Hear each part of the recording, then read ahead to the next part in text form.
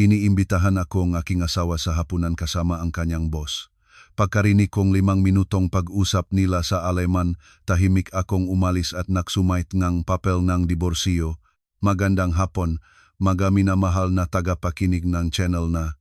Maaga pang taglagas sa Maynila, ang kalangitan ay kulay abong pilak, parang sinalan ng usok mula sa mga jeepney at traffic sa EDSA.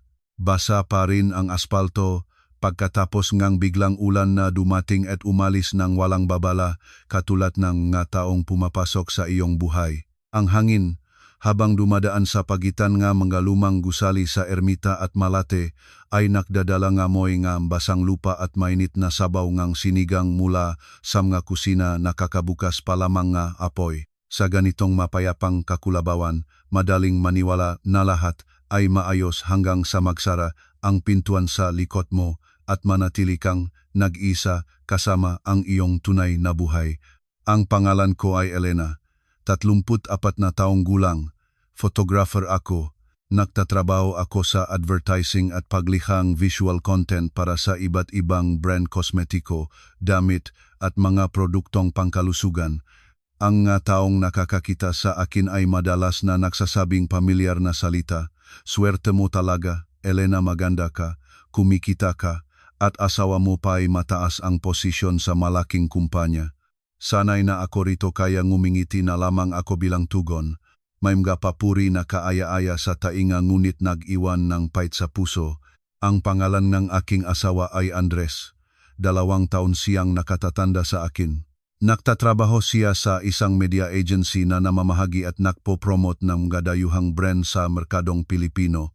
Kung titignan sa hitsura, si Andres ay isa sa mga lalaking nagbibigay ng tiwala sa karamihan. Laging nakaplansang damit, mayos ang buhok, mahinahon ang pagsasalita, at maingat ang kilo sa harap ng mga tao. Noon ay sinabi na aking nanay, ang lalaking iyon ay talagang mukhang maasahan, siguradong magiging mabuting asawa at matibay na haligi ng tahanan. Noon ay naniniwala ako sa kanya. Naniniwala ako ng ganun kalakas na ibinuhos ko ang aking kabataan sa kasal na ito, nang hindi naisip na darating ang araw na upo akong magbibilang ng bitak sa aming relasyon, parang nagtatala ng maguhit sa lumang porselanang tasa. 7 taon na kaming kasal. Ang aming apartment sa Quezon City, sa isang tahimik na daanan malapit sa mga lumang punong acacia, ay hindi naman maluho, 2 silid tulugan lamang sa isang matibay na gusali. Hindi ka mangha-mangha, ngunit masilangan, mula sa mga kulay krem na kurtina hanggang sa palapa sa balkonahe, hanggang sa lalagyan nga asin sa kusina, lahat ay gawa ng aking mga kamay.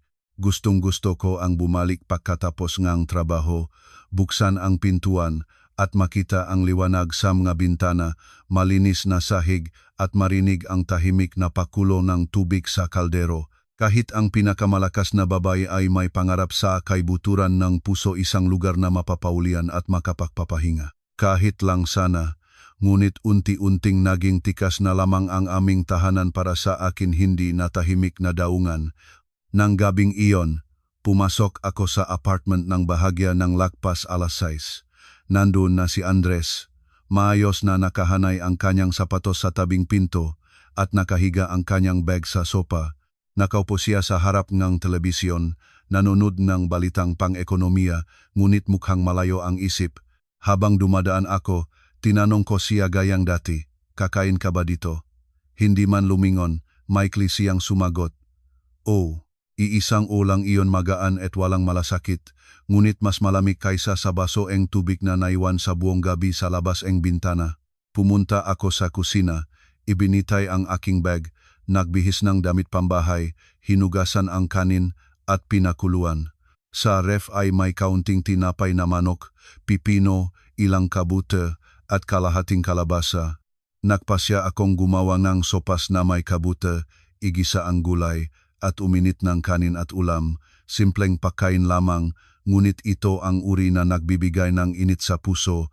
Pinanatili ko ang ugaling magluto ng hapunan tuwing gabi kung wala akong photoshoot. Hindi dahil pinipilit ako ngang sinuman, kundi dahil noon ay naniniwala pa ako. Ang pagkaing sabay-sabay na kinakain ng 2 tao ay nagpapalapit sa kanila. Nalaman ko lamang mamaya na kahit ang pinakamainit na hapunan ay hindi makakainit ng lumamig na puso. Nang malatag ko na ang mesa, tinawag ko, "Andres, kain na." Pinatayin niya ang telebisyon, lumapit at tahimik na umupo. Sa buong hapunan, marinig lamang ang mahinang pakiling ng tinidor sa plato. Naglagay ako ang isa pang pirasong manok sa kanyang plato. Nagbuntong hininga lamang siya, huwag na. Hindi niya tinanong kung pagod na ako sa trabaho, hindi nagsimula ng usapan tungkol sa kahit anong bagay. Hindi man lamang tumingin sa akin ng higit sa 1 segundo. Sinasabi nila, ang mag-asawa ay isa. Magkasama nilang maari ang lahat. Ngunit kami nagsasalo salang pagkain sa isang mesa, ngunit mas malayo ang layo kaysa sa 2 estranghero sa isang karenderya. Minsan sa tingin ko, ang pinakakatakot-takot sa kasal ay ang katahimikan. Kapag nag-away, may tunog pa rin patunay na nabubuhay pa ang relasyon. Ngunit sa matagal na katahimikan, nasasanay kang hindi na kailangang makaunawaan. Sa gitna ng hapunan, tumunog ang aking telepono. Nakita ko ang pangalan sa screen at nang hapdi ang aking loop. Ang biyenan ko, si Aling Susana. "O mama, ano po?" Ang boses sa kabilang linya ay matamis ngunit may halong bakal. "Elena, dumaan ako sa palengke kanina, may sariwang tilapia doon. Gusto ko sanang dumaan sa inyo, kaya lang natakot ako baka wala pa kayong nasa bahay. Saka, nandito pa rin sa akin ang ekstrang susi, kaya bukas ay darating na ako. Okay lang yan. Nandun na ba si Andres?" "Oh, po, kumakain na." Ang malalaki, pagaling sa trabaho ay pagod na. Mag-ingat ka sa mga sasabihin mo. Marami siyang stress sa trabaho, huwag mo na siyang dagdagan pang ang problema sa bahay. Numiti ako sa loob na aking isipan. Hindi pa naman ako nareklamo. Ni minsan ay hindi ko sinabi sa kanya kung gaano ako kapagod. Ngunit lagi na lamang iyon ang conclusion ng kanyang mapayo. Dapat akong tiyakin na komportable ang anak niya. "Opo, mama, alam ko," marinahon kong sagot. Nang ibaba ko ang telepono at bumalik sa mesa, kumakain si Andres na parang walang narinig na anumang bagay. Tumingin ako sa lalaking nasa harapan ko at biglang naramdaman ko kung gaano siya naging estranghero. Sa 7 taon ng buhay namin, alam ko kung ano ang gusto niyang sabaw tinola o sinigang. Alam ko na ayaw niyang toyo na marami, na mas gusto niyang puting kamiseta sa asul, na hindi siya makatulog ng walang electric fan na tumatakbo ng mababa. Naalala ko ang lahat at mukhang matagal na siyang hindi nais alalahanin ang anumang bagay tungkol sa akin, maliban sa katotohanan na asawa niya ako 1 taon na kasama niya sa pagbabayad ng renta, kuryente, regalo siyang kamag-anak at walang katapusang obligasyon sa bahay. Sa labas ng bintana, nagaalap na ang madilaw na ilaw sa mga apartment sa kabilang panig. Mula sa malayo, ang gusali ay mukhang mapayapang larawan ng init ng tahanan. Sila lamang na nakatira sa likod ng mga pintuan ang nakakaalam ng mainit na hapunan at masiglang usapan o isang buhay na dahan-dahang nagiging basag-basag na hindi gustong tawaging tunay na pangalan. Tahimik na naglagay pa ako ng kaunting kanin sa aking plato. Biglang pumasok ang malamig na hangin galing sa bukas na bintana, nagtaas ng kurtina, at bigla akong naramdamang pagod. Hindi ang uringang pagod pagkatapos ng mahabang araw na nakatayo, kundi ang pagod ng isang babae na sanay nang dalhin ang lahat sa kanyang balikat, kaya wala nang nagtatanong kung malungkot ba siya. May mga kasal na namamatay ng walang sigawan, walang iyakan, walang pahayag pahihiwalay, nabubuhay lamang sila. May asawa at may asawang babae, may hapunan sa mesa, may kumustahan sa umaga, ngunit sa loob, matagal nang nawala ang lahat tulad ng punong kumain ng anay. Sa labas, chilabu pahing. Ngunit kapag inipo mo, guguna. Kinabukasan, nagising ako ng 10 minuto bago mag-alas 7. Sa labas, umuulan pa rin. Ang salamin ng balkonahe ay may manipis na tila ngang halimuyak ng hamog. Naksuot na tsinelas, pumunta sa kusina, nagluto na oatmeal sa gatas at nagpainit na ilang puto na binili noong nakaraang gabi. Lagi si Andres na umaaluwagi ng maaga at nagrereklamo na mahirap kumain ng walang mainit-init sa umaga kaya nagsisikap akong may luto palagi. Mula sa labas, sasabihin ng iba, napaka mapagmahal na asawa, ngunit alam ko na ang ganitong mapagmahal ay madalas na hindi nagmumula sa kaligayahan kundi sa maraming taon ng ugali. Nang lumabas si Andres mula sa silid, nakaswat na, ibinuhos ko ang kanin sa mangkok at binudburan ng kaunting prutas. Umupo siya, 2 beses hinalo ang kanyang pakain at nagtanong, mayroon kang photoshoot ngayon, ako ay sa Makati malamang makauwi na lamang gabi. Ah, okay. Muli ang isang okay. Kalahating interesado, kalahating basta na lamang sinabi, tumingin ako sa kanya, ngunit hindi na sumagot. Minsan sa isip ko, kung tipunin lahat ng kanyang okay, maari kang magtayo ngang pader sa pagitan namin. Natapos siya, tumayo, pinunasan ang bibig ng napkin, kinuha ang bag at sinabi, ang bayad sa Meralco ay hanggang 12, may abiso silang dumating kahapon. Sinabi niya ito ng natural, parang ito ay aking obligasyon na walang pag-usap pa. Tumango ako, alam ko. Naksara ang pintuan at muling bumalik ang katahimikan. Habang nahuhugas ng pinggan at nakikinig sa tunog ng tubig, minda-minda ko ang lahat ng aming gastos sa nakaraang ilang taon, renta, kuryente, tubig, internet, parking, pagkain, gamot ng biyenan tuwing masakit ang kanyang nga kasukasuan, pera para sa regalo sa kanyang nga kamag-anak sa mga kaarawan at handaan, pati na ang pagkukumpuni ng aircon nung nakaraang taon at pagbiling bagong ref ang taon bago nun at pera para sa regalo sa kapanganakan ng batang ang pinsan niyang babay. Bawat gastos ay hindi naman malaki ng hiwalay, ngunit sama-sama silang naging mabigat na pasanin at ako ang lagi sa nagdadala. Sa unang ilang taon pagkatapos ng kasal, hindi ko ito pinapansin. Naisip ko na ganyan ang buhay sa pamilya. Ang mas malakas na nakatayo ay siyang nagdadala ng mas marami, naniniwala ako riyan ng taos puso. Noong hindi pa rin mataas ang sahod ni Andres at hindi pa stable ang trabaho, kusang loob akong nanguna. Kapag may buwan na kulang, tahimik na nagdadagdag ng sarili ko.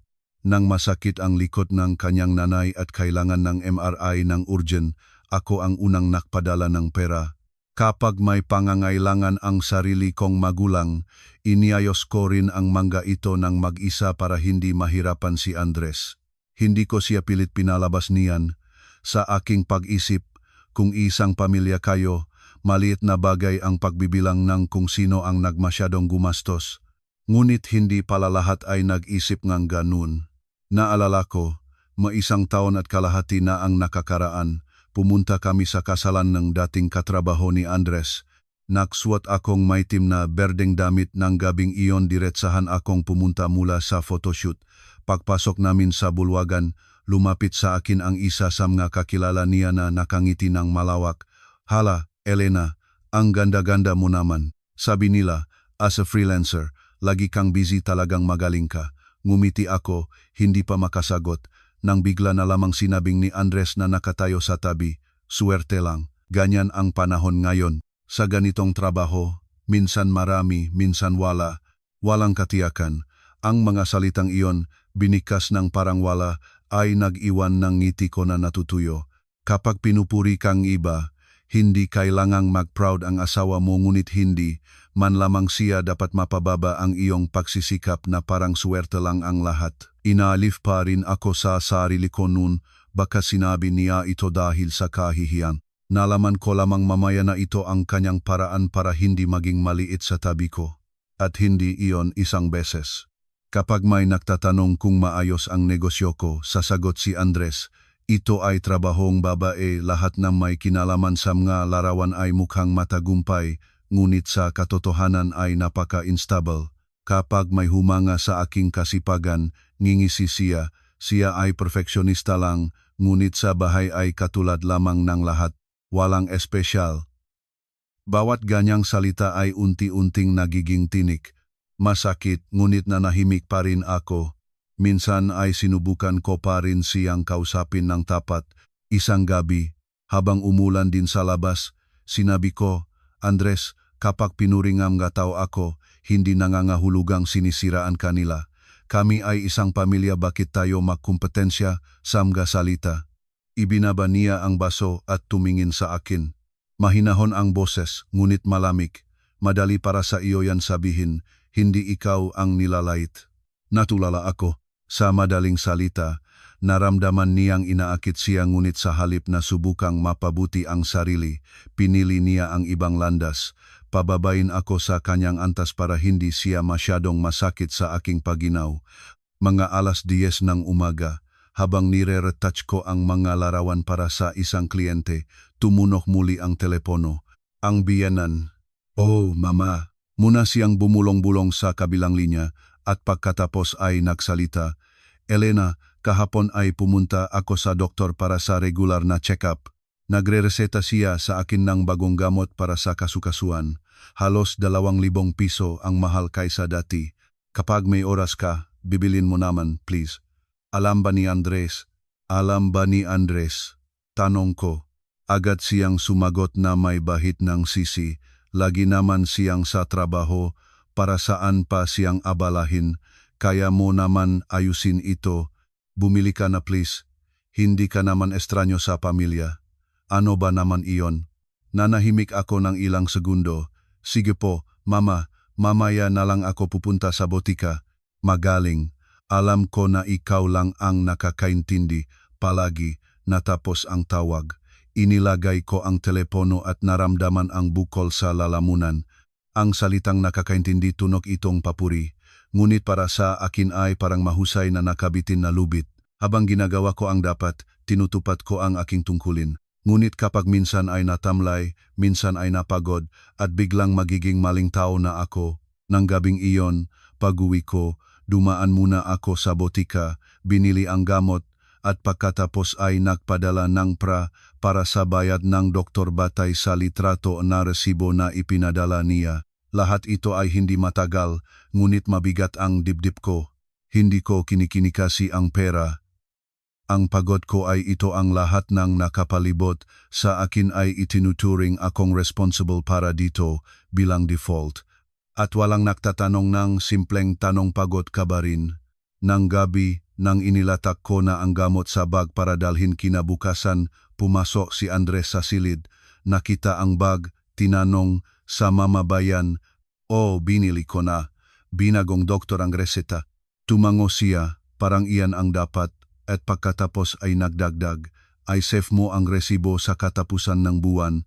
Kapag may natira, ibabalik ko sa iyo ang bahagi." Tumingin ako sa kanya at mapait na ngumiti. "Huwag na. Kapag talagang gusto mong suklian, mag-usap tayo." Kumukunot ang nonya. "Ano ang ibig mong sabihin?" Maingat kong tiningnan ang bag. "Wala. Basta ang ilang bagay kapag ginawa mo na ng madalas, nagiging ugali. At ang nagdadala nito, hindi na man lamang may karapatang sabihing pagod na." Pagkasabi niyon, pumunta ako sa silid tulugan. Sa labas, umulan muli, tumatambol sa bakal na kanopi. Nakatayo ako sa harap ng aparador at biglang naramdaman ang kirot sa likod ko. Hindi dahil sa pagdadala ng mabibigat na bagay, hindi dahil sa mahabang lakad, kundi dahil sa tahanang ito, may pasanin na habang mas mahusay mong dala, lalong nakakalimot ang lahat na ikaw ay laman at dugo rin. Mula ng gabing iyon, nagbago ang aking pagtingin kay Andres, hindi na sa mga matang ng asawang patuloy pang naghahanap ng pag-asa. Tumingin na ako sa kanya bilang isang taong 7 taon ko nang kasama, ngunit araw-araw na lalo siyang nagbubunyag ng ibang mukha, isang mukhang hindi ko nakikilala. Si Andres ay hindi laging lantarang masamang ugali. Isa siya sa mga may kakayahang makunwari. Sa harap ng tao, nakangiti, magalang sa matatanda, kaya tumutulong sa maliit na bagay. Kaya naman, kapag sinabi ko sa iba na ang pagsasama namin ay naging hindi na mabata, baka hindi ako paniwalaan. Titingnan nila siya. Pagkatapos titingnan ako at mag-isip. Baka siya ang labis na mapangarap sa buhay. Ang pinakanakakatakot ay hindi ang masigaw at alitan. Ito ang maliliit na pag-aping walang tunog, ginagawa araw-araw, hanggang sa isang araw ay mararamdaman mong namamanhid na ang katawan mo sa sakit at hindi mo na alam kung saan magsisimula ang pagreklamo. Isang araw sa tanghali, Nang nakaupo ako sa mesa at nire-retouch ang mga larawan, bigla na lamang umuwi si Andres ng mas maaga. Binuksan ang ref, tiningnan ang laman, at nagtanong, may makain ba dito? Naglaga akong tinula, may sinanga din at salad na kamatis. Umupo siya, naglaga ng sarili niyang sabaw. Pagkatapos kumain ng ilang kutsara, tumingin sa screen ng aking laptop. Nagtatrabaho ako noon para sa isang advertising campaign ng isang lokal na beauty brand malinis. Ang kuha, magandang ila, mapagbigay ang kliyente. Ilang segundo siyang nakatangkilik at pagkatapos ay ngumisi. Nakakatuwa naman ang paglipat-lipat ng brightness at contrast sa Photoshop ay may kabayaran. Ibinaba ko ang mouse at humarap sa kanya. Kung may gustong sabihin, sabihin mo na ng malinaw. Nagbaon siyang balikat, wala. Sabi ko lang, swerte ang iyong propesyon. Magandang muha kasama ang kakayahang gumamit ng filter at buhay ka ng maayos. Kumulo ang loob ko. Ilang taon na ang nakaraan, siguro ay makikipagtalo pa ako. Ngunit noong araw na iyon, dahan-dahan na lamang akong nagtanong, iniisip mo bang ito lang ang trabaho ko? At ano pa? Ibinaba ang kutsara at kumandong sa upuan. Subukan mong magtrabaho sa opisina katulad ng normal na tao. Ang presyon ng target, namga boss, namga katrabaho. Hindi katulad ng iyo gusto mong tumanggap ng proyekto, tumatanggap ka, ayaw mo, nagpapahinga ka. Tumingin ako sa kanyang mamata, kaya sa tingin mo walang presyon sa akin.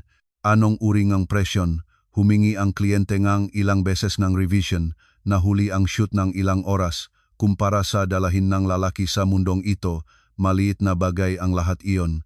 Sabay nakakatawa at nakakasakit ang mga salitang iyon. Lumabas na ang toto, hindi ang aking kita ang nagbibigay inis sa kanya all along, kundi ang katotohanan na itinuturing niya ang aking trabaho bilang hindi seryoso. Sinasabi nila, ang tagumpay ang asawa ay tagumpay ang buong pamilya.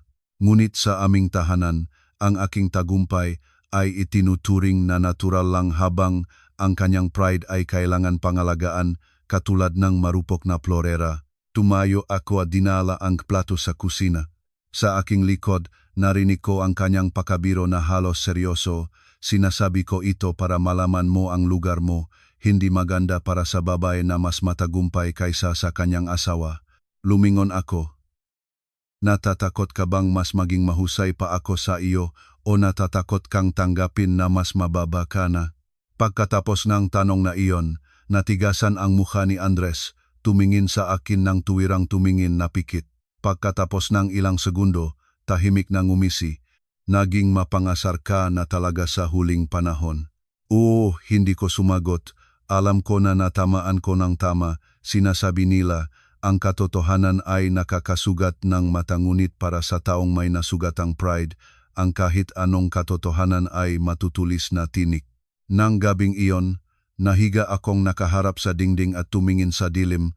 Biglang naalala ko ang mga unang taon ng aming kasal. Hindi ganon si Andres noon. Isang beses, kalagitnaan ng gabi, nagmaneho siya sa kabilaang Maynila para bilhan ako ng sabaw ng manok. Dahil may laknat ako, hinihintay niya ako sa labas ng studio. Pagkatapos ng mahabang shoot, may hawak na mainit na kape. Bumubulong siya na magsasama kami sa lahat ng darating at ang pinakamahalaga, hindi niya kailanman iwan ang isa at isa. Kakatwa ang mga tao.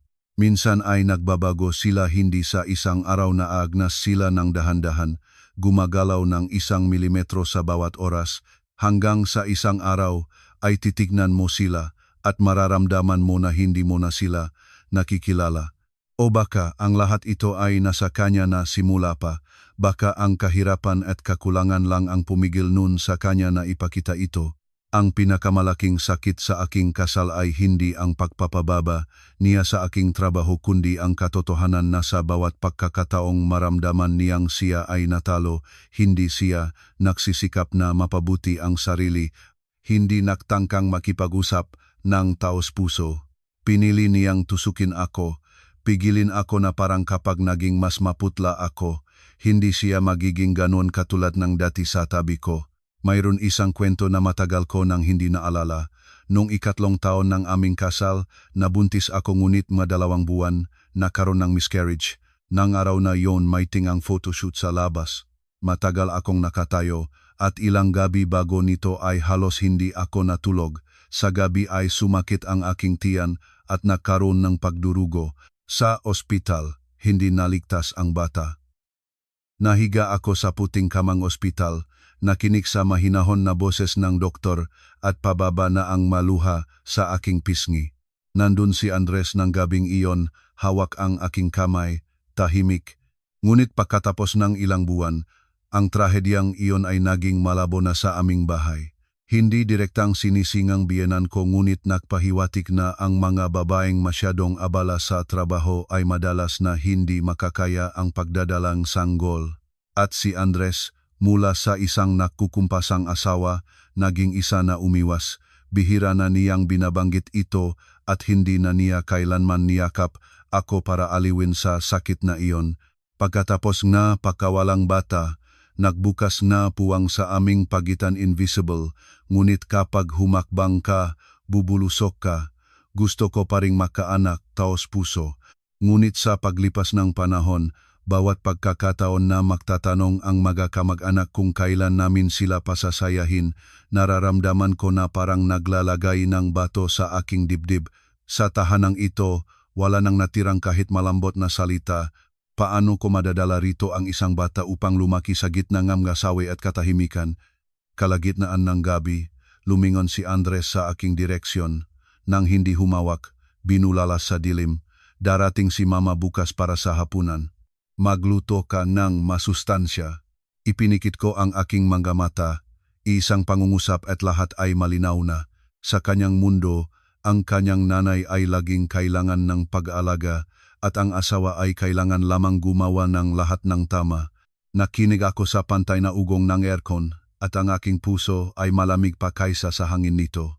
Ang lalaking nakahiga sa tabi ko ay naging ganun kang estranghero na parang mag-abot na lamang sana ng kamay ko at mahipo iyon na lamang ang alangaang ang isang taong natatalong sa sarili niya araw-araw. Kinabukasan, dumating si Aling Susana, mga 11:00 ngang umaga. Gaya ng ipinangako, may susi siya sa kanyang sarili ngunit 3 beses pa rin siyang kumatok bago buksan ang pintuan para lang sa hitsura. Nakatayo ako sa kusina, nagmamarinade manok at sa tunog ng kandado ay agad na nalaman kong nandun na siya. Ang matatanda ay madalas ganyan pumapasok sa bahayng kanilang maanak na parang sila ang punong bantaying kaayusan. Nakasuot siya ng flor na damit pambahay na kulay kape, mayos ang buhok, hawak ang bag na may mga prutas at isda na binili sa palengke. Pagpasok niya, agad niya tinanaw ang lahat mula sa rak ng sapatos hanggang sa hapagkainan at pagkatapos ay ibinaba ang bag. Malinis naman ang bahay, ngunit ang palapas sa balkonahe mo mukhang nalalanta na. Hindi maganda kapag may naghihingalong halaman sa bahay, mawawalan ng buhay. Pinunasan ko ang aking kamay at lumabas para sa kanya. Opo, Mama, maaga akong lumalabas at huli na pauwi, nitong nga araw hindi ko naabubot na diligan. Tumango siya sa paraang parang binibigyan akong grado. Pagkatapos ay direkta siyang pumunta sa kusina, binuksan ang takip ng kaldero, sumilip sa kawali, tiningnan ang nahugasang gulay. Ano ang lulutuin mo ngayon? Sisig na manok, magluluto na nilaga, at magsasalat. Sinabi ni Andres na darating kayo kaya niluluto ko ang mga gusto niya. Umupo siya sa stool ng kusina at nagpamaypay. Kapag ang lalaki ay umuwi at may mayos na hapunan sa mesa, gusto na niyang umuwi. Kaya ngayon, maraming babay, kumita lang ang kaunti, at ayon na kumain na sa labas at hindi na nag-alaga ng tahanan. Ang mga salita niya ay hindi direktang nakatuon sa akin ngunit sa kusina na kami lang dalawa, ang bawat pangungusap ay parang pahiwatig. Ngumiti ako ng mahinahon. Opo, Mama, kapag mainit ang tahanan, tinatahanan nga ng nga tao. Tumingin siya sa akin, alam ko na narinig niya ang doble kahulugan ng aking sagot, ngunit hindi nagpatuloy. Isa siya sa mga hindi gustong direktang salpukan nagpapatak ng paminta ng konti-konti, ngunit sapat para masakit. Nang tanghali na, dumating si Andres. Pagkakita sa kanyang nanay, agad siyang nagbago ng mukha. Mula sa malamig at layuang si Andres sa akin, naging masayang anak na lalaki agad. Mama, nandito ka na. Sana nagpaalam ka, isusundo sana kita. Ngumiti ang nanay, napikit ang mata. Anong sundo-sundo, dalawang hakbang lang. Dumaan ako para tingnan kung kumusta kayo. Sa salitang tingnan, habang nalalatag ko ang hapagkainan, walang naramdaman kundi pagiging walang kabuluhan. Sa maraming taon ng pagiging manugang, naintindihan ko na maraming biyenan ang pumupunta sa bahaing anak nila hindi bilang bisita kundi bilang inspektor. Mayos ang hapunan, nilaga, ginisang manok, salad, sariwang tinapay. Kumain si Andres ng ilang kutsara at sinabi, "Masarap talaga ngayon, Mama." Hindi ko pa natatagos ang pagkasaya ng agad naman siyang pinababa ni Aling Susana. Masarap naman, ngunit ang pagluluto ng babae ay natural na bagay. Ang mahalaga ay malaman ng babae ang kanyang lugar, mapanatili ang asawa at pamilya. Marami ngayon ang nag-isip lang sa hitsura at trabaho at nakakalimot na sa kanilang ugat. Inilagay ko ang pinggan sa mesa at tumingin sa kanya.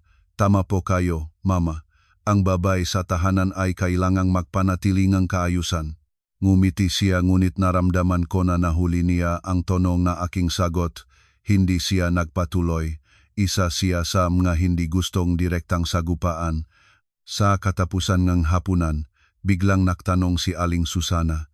Saka, noong nakaraang linggo, tumawag si Tita Pilar mula sa Laguna nagtanong kung bakit kayo sa 7 taon ng kasal ay tahimik pa rin. Sa katayuan ninyo sa buhay, ang magabatangang iba ay nakasalasal na sa elementarya. Mas mahigpit kong kinuha ang tinidor. Muli, sa bawat pagkakataon na maging medyo tahimik ang bahay, may isang laging handa na sumuntok sa pinakamasakit na parte. Mama, ang mabata ibinibigay ng Diyos yan, marinahon kong sinabi. Bumulong-bulong siya na may kahulugang kilos. Ang Diyos naman ay Diyos ngunit kapag palaging nakafocus ang babae sa trabaho, laging nasa stress, parang nakastring na palagi, mahirap din. Pumasok si Andres sa usapan, ngunit ang kanyang masalita ay lalo pa itong nagpagana. Mama, huwag ng pag-usapan. Sa tamang oras, mangyayari na. Sa pagsasabi nga sa tamang oras, tumigil ang aking puso ng saglit. Kapag galit si Andres, madalas niya akong tawaging ganon, hindi si Elena, hindi ang asawa ko, basta na lamang siya. Ang babaeng nakatira sa kanya sa isang bahay. Inilagay ko ang pinggan, pinunasan ang kamay, at nagsisikap na manatiling kalmado. Sinabi, isa akong anak na nawala. Alam ninyo siguro na hindi lahat ay depende sa pagnanasa. Isang sandali ng katahimikan ang lumukop sa mesa. Umubo si Aling Susana at inilayo ang tingin. Hindi kita sinisisi, basta sinasabi ko lang para sukatin mo ang iyong lakas. Ang babae sa huli ay kailangan mag-asawa, mag-anak. Iyon lamang ang tunay na pamilya. Tumingin ako sa kanya ng direkta. Nang sandaling iyon, malinaw na ang aking lugar sa tahanang ito. Maari akong kumita, maari akong lutasin ang nga problema. Maari akong gumawang lahat ng inaayawan ng iba. Ngunit hanggang hindi ako magbibigay na apo at hindi ako matutunan ng sapat na yumuko para sa kanyang anak na lalaki na makaramdam ng kadakilaan, sa kanyang nga mata ay magiging manugang na hindi pa tumutupad ng obligasyon. Natapos ang hapunan sa tunong ngang kanyang nga payo na uminom si Andres ng gamot para sa tiyan, sa ingay ng tubig sa lababo, at sa boses ng patalastas mula sa telebisyon. Lahat ay parang karaniwan ngunit ang loob ko ay malayo sa karaniwan. Nang ihatid ko siya sa pintuan, lumingon si Aling Susana at nagdagdag sa mahinahon, malakas sa hangin na boses, Elena, marami akong sinasabi hindi dahil hindi kita mahal. Natatakot lang ako na ang mga babaeng napakamatalino ay sa huli ay hindi mapangalagaan ang kanilang sariling kaligayahan. Nakatayo ako sa pintuan, pinanood ang kanyang anino na nawala sa koridor. Sa likod ko, ang apartment ay maliwanag at malinis pa rin. na may kasangkapan at pinggan katulad ng libu-libong iba pang tahanan. Ngunit alam ko sa tahanang ito, hindi ang mga sigaw ang pinaka nakakapagod sa akin. Ito ang maturong nakabalot ng asukal sa tainga ay mukhang pag-alaga, ngunit sa katotohanan ay nakpuputol ng malinis. Nang araw na iyon, maraming tao ang nakaupo sa mesa, ngunit wala akong iba pang naramdaman kundi pag-isa. May pait na hindi bumabara sa lalamunan, kundi direkta sa puso, at imposibleng iunat at hindi mo rin kaya. Sa kalagitnaan ng Oktubre, naging malikot ang panahon sa Maynila, maliwanag sa umaga. Pagkatapos ay biglang malakas na ulan sa gabi. Nagpatuloy ang aking trabaho, 3 araw ng photoshoot sa isang linggo, at sa pagitan niyon ay pagayos ng mga larawan at paghahanda ng mga proposta para sa mga kliyente. Si Andres naman ay biglang naubago. Una, nagsimula siyang umuuwi ng mas huli, sinasabing maraming trabaho. Pagkatapos ay nagsimula siyang mag-usap tungkol sa pagkakataon, sa isang turning point, at sa kung mapagtagumpayan niya ang sandaling ito, mababago ang lahat. Bumili siyang 2 bagong polo sa loob ng isang linggo, ilang kurbata, at nagsimulang gumugol ngang mas mahabang panahon sa harap ngang salamin. Ang lalaking dati ay punta lang sa trabaho na half-clean na sapatos, ay ngayon ay pinupulbos ang mga ito bawat gabi, parang natatakot na ang isang dumi ay makakapinsala sa kanyang reputasyon. Isang gabi, habang inilalagay ko ang aking kagamitan sa bag para sa kinabukasang shoot, nakatayo si Andres sa harap ng salamin sa silid at inaayos ang kalyar at nagtanong, "Sa tingin mo, mukhang respectable ba ang kurbatang ito?" Itinangkilik ko ang maitim na asul na kurbata sa kanyang kamay. Angkop sa puting polo. Tumango siya na may bahid ng kasiyahan sa sarili. "Sa susunod na linggo, may mahalagang meeting. Kailangan akong magmukhang perpekto." Kinompletuhin ko ang pag-ayos ng bag at tulad ng wala lang ay nagtanong, "Gaano kahalagang meeting para ganyan ka mag-aalaga?" Lumingon si Andres. Naging mas mababa ang kanyang boses, parang natatakot na itaboy ang kapalaran. Sa kumpanya, may restructuring sa sales department. Bakante ang posisyon ng department head. Kung mayos ang lahat, maari akong mapromote. Tumingin ako sa kanya. Para sa kahit sinong ibang tao, magandang balita ito. Asawa na ma-promote, anong asawa ang hindi magagalak? Ngunit sa pagtingin ko sa kanyang masyadong nagliliyab na mga mata, hindi ako napanatag. Ito ay hindi ang tingin ng taong naktitiwala sa kanyang sariling kakayahan. Ito ay ang pagkahumaling ng isang tao na nakakalanghap ng amoy ng kayamanan. Inusog niya ang upuan. Umupo malapit sa dresser at nagpatuloy. Ang regional director na darating ngayon ang susi. Kapag aprubahan niya, ituturing na tapos na. Nagbago ang boses niya sa pagsasabi nito. Sa loob nito ay halong paggalang, pagsuyo at isang uri ng gutom na nakakatakot. Nakinig ako at ramdam ko ang lamig na dumaan sa aking likod. Sa mga susunod na araw, pumasok na ang usapan tungkol sa kanyang trabaho kahit sa hapunan. Isang gabi ay biglang ibinaba ang tinidor at nagsabi, ang malalaking tao ay hindi lang naghahanap ng profesionalismo. Tinitignan nila kung paano ka nakikitungo sa iba, kung paano ka bumubuong relasyon, kung paano mo nireresolba ang mga problema. Isang maling hakbang at mawawala na ang lahat. Naklakay akong salat sa kanyang plato at mahinahon na naktanong, "Naktitiwala ka ba sa sarili mo?" Ngumiti siya, ngunit ang ngiti ay manipis parang talim. Ang tiwala ay hindi kasing halaga ng kakayahang hawakan ang pagkakataon. Sa buhay na ito, kung nahuli kang isang hakbang, upo ang iba sa iyong ulo. Ang masalitang iyon ay para sa kanya at sa akin sabay. Hindi ko na nag-usisa pa, alam ko na kapag humukay pa ako, maglalabas agad siyang tinik. Ang mataong may nasugatang pride ay madalas ganyan. Sa salita, nagmamalaki ngang ambisyon, ngunit sa puso, natatakot na may makaabot sa kanilang mahinang bahagi. Sa Sabado ay dumating muli si Aling Susana. Hindi ko alam kung ano ang sinabi ni Andres, ngunit pagkakaupo niya sa sopa, nagsalita siya sa hindi normal na masayang tono. Sinabi ni Andres na may paparating na promotion sa kumpanya. Suwerte ito para sa ating lahat. Nakatayo si Andres sa tabing ng nanay. nakatuwid ang likod. Hindi pa sigurado, Mama, ngunit malaki ang sansa. Tumingin sa akin si Aling Susana at ngumisi. Nakikita mo, Elena, kapag ambisyoso ang lalaki, sa huli ay makakaakyat siya at sa ganitong sandali, ang asawa ay kailangan niyang suportahan, hindi abalahin ng maliliit na bagay. Sa salitang makakaakyat, nanlamig ang lahat sa loob ko. Ibig sabihin, sa kanyang paningin, si Andres ay naibaksak at ang nagbaksak sa kanya ay wala kundi ako. Ang asawa na mas kumikita, may sariling opinyon, at hanggang ngayon ay hindi pa nagbibigay nga apo sa kanya. Inilagay ko ang tasa sa mesa at magalang na sumagot. Lagi ko nang inisip ang kabutihan ni Andres at ang lahat ng tungkol sa bahay. Ginagawa ko pa rin. Tumango siya ngunit hindi huminto. Ginagawa mo, ngunit kailangang gawin ng may talino. Madalas mananalo ang babae kapag alam kung kailan aatras sa anino. Sa labas, mari kang maging matalino ngunit sa pamilya, kailangan kang maging marunong. Kapag ang lalaki sa bahay ay naramdamang natalo, mahirap din para sa kanya na itaas ang ulo sa trabaho. Nakinig ako at gusto kong tumawa. Ang lahat ng karunungang bayan sa kanyang bibig ay laging natapos sa isang konklusyon, kailangan akong sumuko. Nung kailangan ng para sa gamot, para sa regalo, para sa hindi inaasahang gastos, walang nagsabi sa kanyang anak na umatras sa anino at tingnan mo ang asawa mo na nagdadala ng lahat.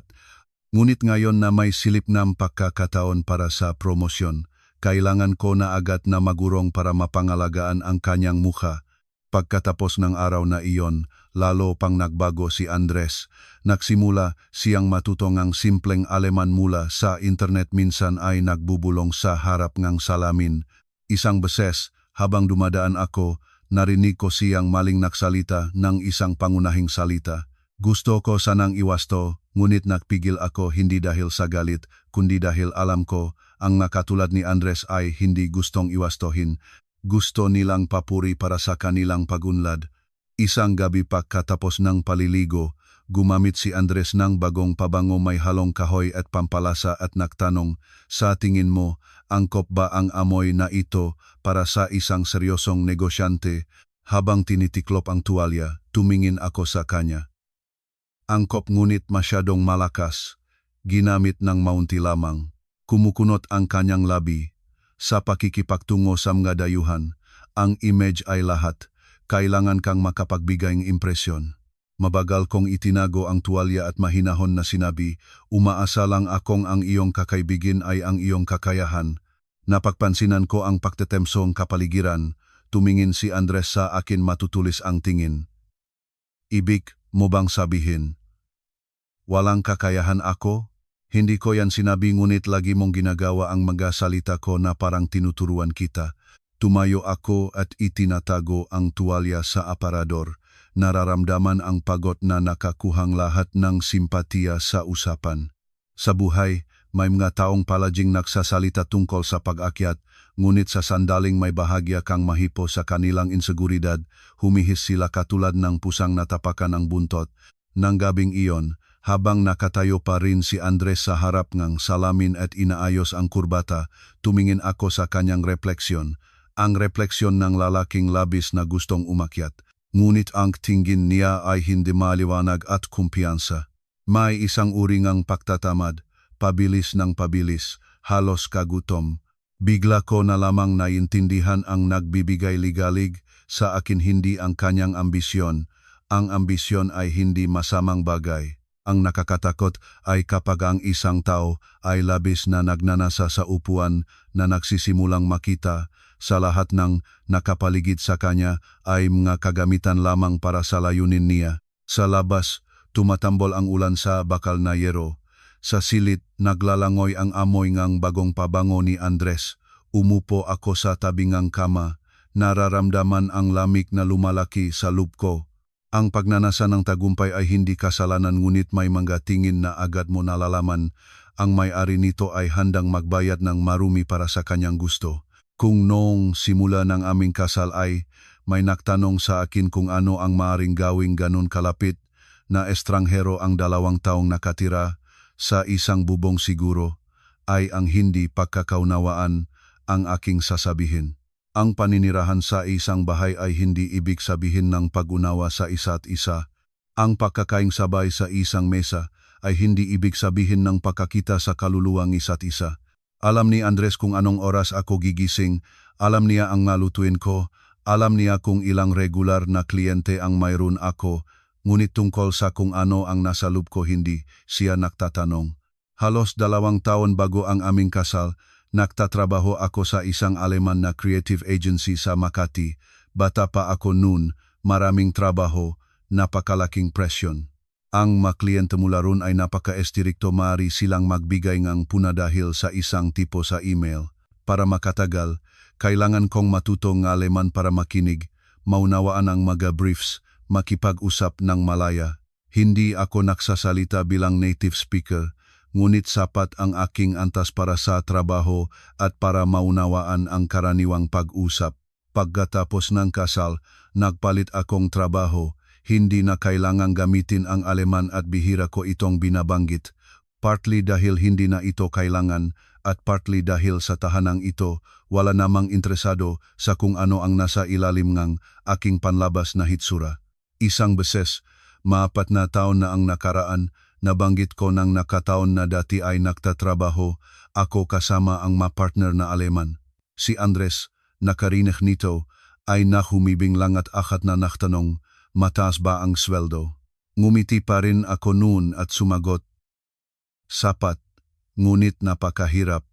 Kailangan pang matuto ang wika. Nakpalipas-lipas siyang phone, ang mahalaga ay mayos ang bayad, iyon lang. Hindi siya nagtanong kung paano ako natuto, kung mahirap ba, kung nagustuhan ko ba. Noon ay naisip ko ang malalaki ay hindi lang nagpapansin ng maliliit na detalye. Nalaman ko mamaya ang taong hindi mo ikinukulong sa puso, kahit ang pinakamakabuluhang tagumpay mo ay mukhang superficial lamang. Mula nang magsimulang makalat ang chismis tungkol sa mga pagbabago sa posisyon sa kumpanya ni Andres, naging mas kakaiba ang kapaligiran sa bahay. Mas matagal siyang tumitingin sa salamin, pinipili ang polo ng maingat na parang hindi pupunta sa trabaho kundi sa isang date. Pag-uwi, hindi na niya binabagsak ang bag sa sopa, maingat na inilalagay. Minsan ay inaayos pa ang buhok nang tumingin sa madilim na screen ng telepono. Tahimik ako nagmamasid. Sa buhay, may mga bagay na habang mas madalas mong tinatanong, mas pinagtatabuyan. Ang katahimikan minsan ay nagpapahintulot sa iyo na makita ang higit pa. 1 linggo bago ang fightful na gabing iyon, si Andres ay naging hindi normal na malambot sa akin. Isang hapon, pakauwi ko mula sa photoshoot, pagod na pagod, binuksan ko ang pintuan at nakita ang kahon ng ensaymada mula sa aking paboritong panaderya sa mesa. Lumabas si Andres mula sa silid na may hawak na baso and tubig at sabi sa magaang na tono, dumaan ako, naalala ko na gusto mo iyon kaya binili ko. Isang sandali ay natigil ako. Sa 7 taon, nakbibigay naman siyang kung ano-ano, ngunit ang paraan ng pagsasabi niya nito ay kakaiba. Parang nagtatakip ngang asukal ngang isang bagay na napakatigas sa ilalim. Ibinaba ko ang bag. Salamat. Tumingin siya sa akin ng may magino ngunit formal na ngiti. Pagod ka ba ngayon sa shoot? Ayos lang. Mukhang kumulang kang kaunti ngayon. Huwag kang kumuha ngang masyadong maraming trabaho. Kung nangyari ito noong unang taon ng kasal, siguro ay nasaya ako sa ganitong pagpapakita ng pagmamalasakit. Ngunit ngayon, sa halip na kasiyahan, naramdaman ko ang tinik ng babala. Ang kabutihang dumating ng huli madalas ay hindi kabutihan. Simula ito ngang isang uri ng kalkulasyon. Sa hapunan ng gabing iyon, naglagay siyang manok sa aking plato, nagtanong kung may plano ako bukas. Itinangkilik ko ang kanyang mga mata, sinusubukan na maunawaan kung ano ang nangyayari. Sa labas, naging malambot siya ngunit ang lambot na ito ay hindi natural. Parang isa na nagbabasa ang script. Ang rurok ay dumating kinabukasan. Nakatayo ako sa lababo at nahugas ng pinggan nang pumasok si Andres sa kusina. Sumiping sa pinto at sa hindi niya karaniwan malambot na boses ay nagtanong, libre ka ba ngayong weekend? Lumingon ako, wala naman akong shoot. Bakit? Isang sandali siyang nagalinlangan at pagkatapos ay sinabi, Gusto kitang imbitahan sa hapunan kasama ang aking boss na si Stefan, magaling si Stefan Becker. Ibinaba ko ang plato. Hapunan kayong tatlo? O simpleng hapunan lamang. Malapit na siyang lumipad pabalik sa Germany sa loob ng ilang linggo. Gusto ko sanang samantalahin ang pagkakataon na gumawa ng magandang impresyon. Kasama ang asawa, mas magiging relax ang kapaligiran. Ang dahilan ay kapanipaniwala. Isang asawa na may pagkakataon sa promosyon, gustong ipakilala ang asawa sa boss, walang mapuna. Kung tatanggihan ko, magiging asawang hindi nag-isip tungkol sa asawa. Ngunit sa pagdinig kong nga salitang pumunta na tayong makasama, may isang bagay sa loob ko na mabigat na lumubog sa ilalim. Sa anong restaurant? Sa gitna.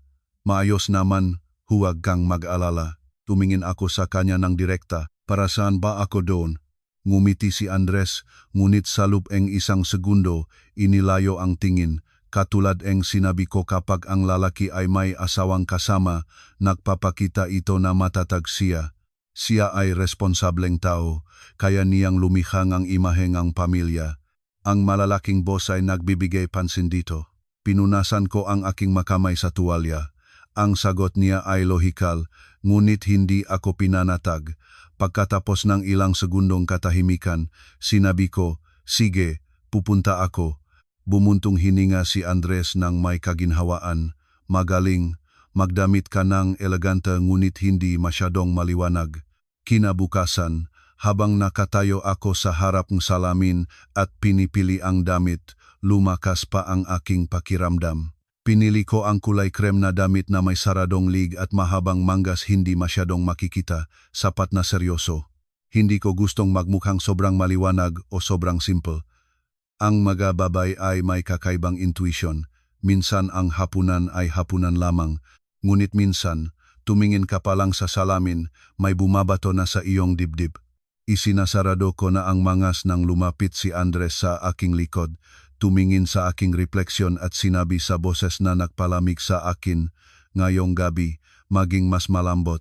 Huwag kang maging ganyang layo para mas madali para sa akin ang pag-usap. Natigil ang aking kamay sa butones. Hindi ako lumingon, tumingin lang ako sa salamin sa mukhang asawa na lumitaw sa likod ng aking balikat.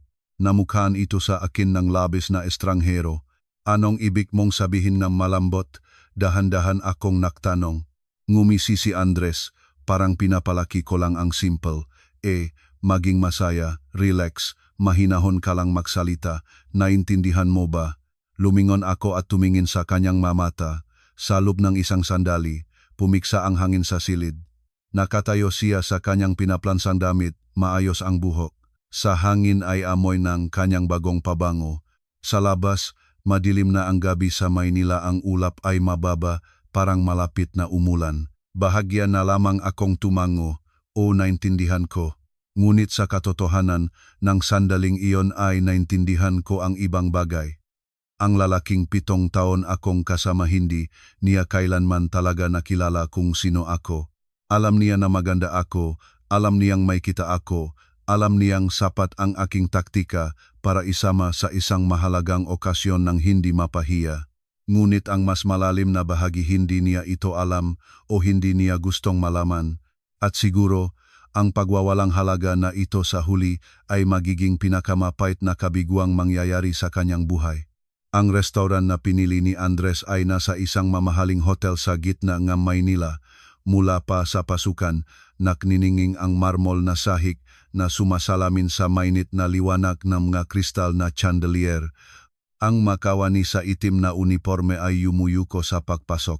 Lahat dito ay napaka-respectable na parang kung magsigaw ka, ikaw at walang iba ang magiging hindi angkop. Naklakat ako sa tabi ni Andres, naririnig ang mahinahon na tunog na aking makatakong. Sa loob ko, lahat ay pinatense, katulad na isang nakastring. Nakakrem na damit ako, nakasuot na magang na cardigan. Si Andres ay nasa puting polo at maitim na asul na kurbata. Mayos ang buho ng higit pa sa karaniwan. Sa labas, magandang pares kaming nagpupunta sa isang mahalagang hapunan. Sino ang mag-iisip sa pagkakita sa amin na nasa hindi namin magandang panahon ng aming kasal? Sa buhay, palagi itong ganun. Ang nakpapaganang mata ay hindi palaging nakpapasayang puso. Isinabibinto kami sa mesa sa kaibuturan ng bulwagan, malapit sa malaking panoramic na bintana na may tanawin ng gabi sa syudad. Nandun na si Stefan Becker. Pagkakita sa amin, agad siyang tumayo. Matangkad, tuwid ang likod. Nakamaayos na maitim na abuhang suit, may buhok na may puti-puti ngunit ang mukha ay nagpapanatiling ng mapanganib na kagandahan ng isang lalaking sanay na gumawa ng madesisyon. Ngumiti siya at iniabot ang kamay una sa akin. Elena, natutuwa akong makilala kayo sa wakas. Sumagot ako sa Ingles. Natutuwa rin po ako. Inurong ni Stefan ang upuan para sa akin, kilos ng perpektong kabaitan. Ni isa man walang labis na tingin, ni isang salita na lampas sa asal. Ang ganitong uri nga kagandahang loop ang nagbibigay nga alarma. Si Andres naman, pagkakaupo, ay agad na inilantad ang kanyang kaba. Mas madalas siyang ngumiti kaysa karaniwan, bahagya siyang nakasubsob pasulong, hinuhuli ang bawat tingin ng boss na katulad ng estudyanteng naghihintay ng marka. Sa unang ilang minuto, ang usapan ay tungkol sa trabaho.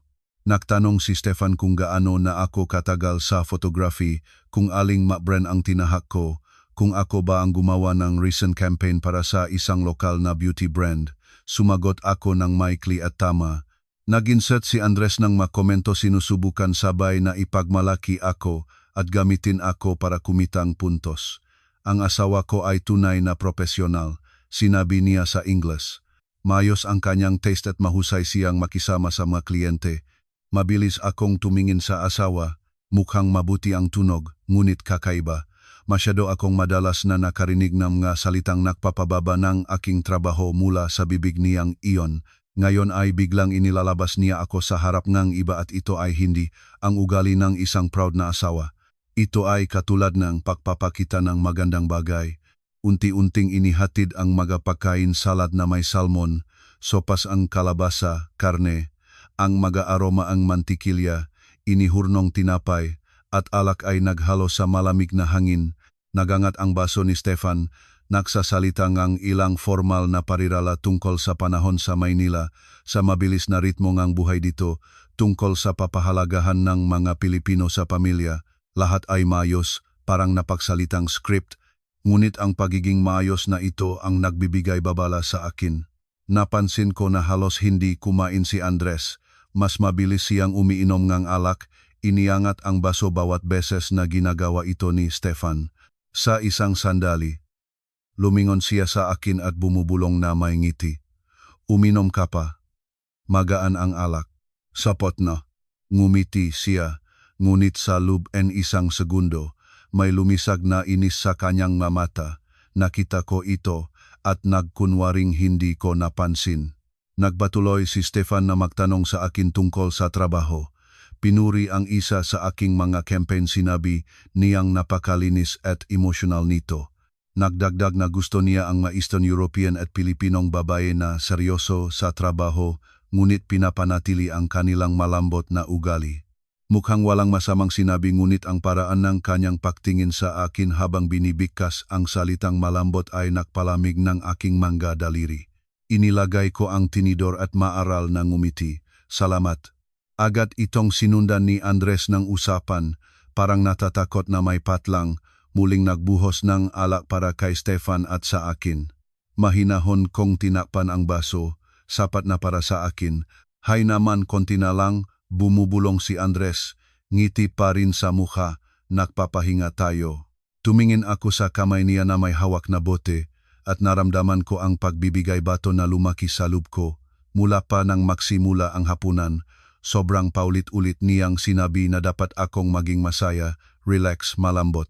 Hindi ganyan ang normal na hapunan.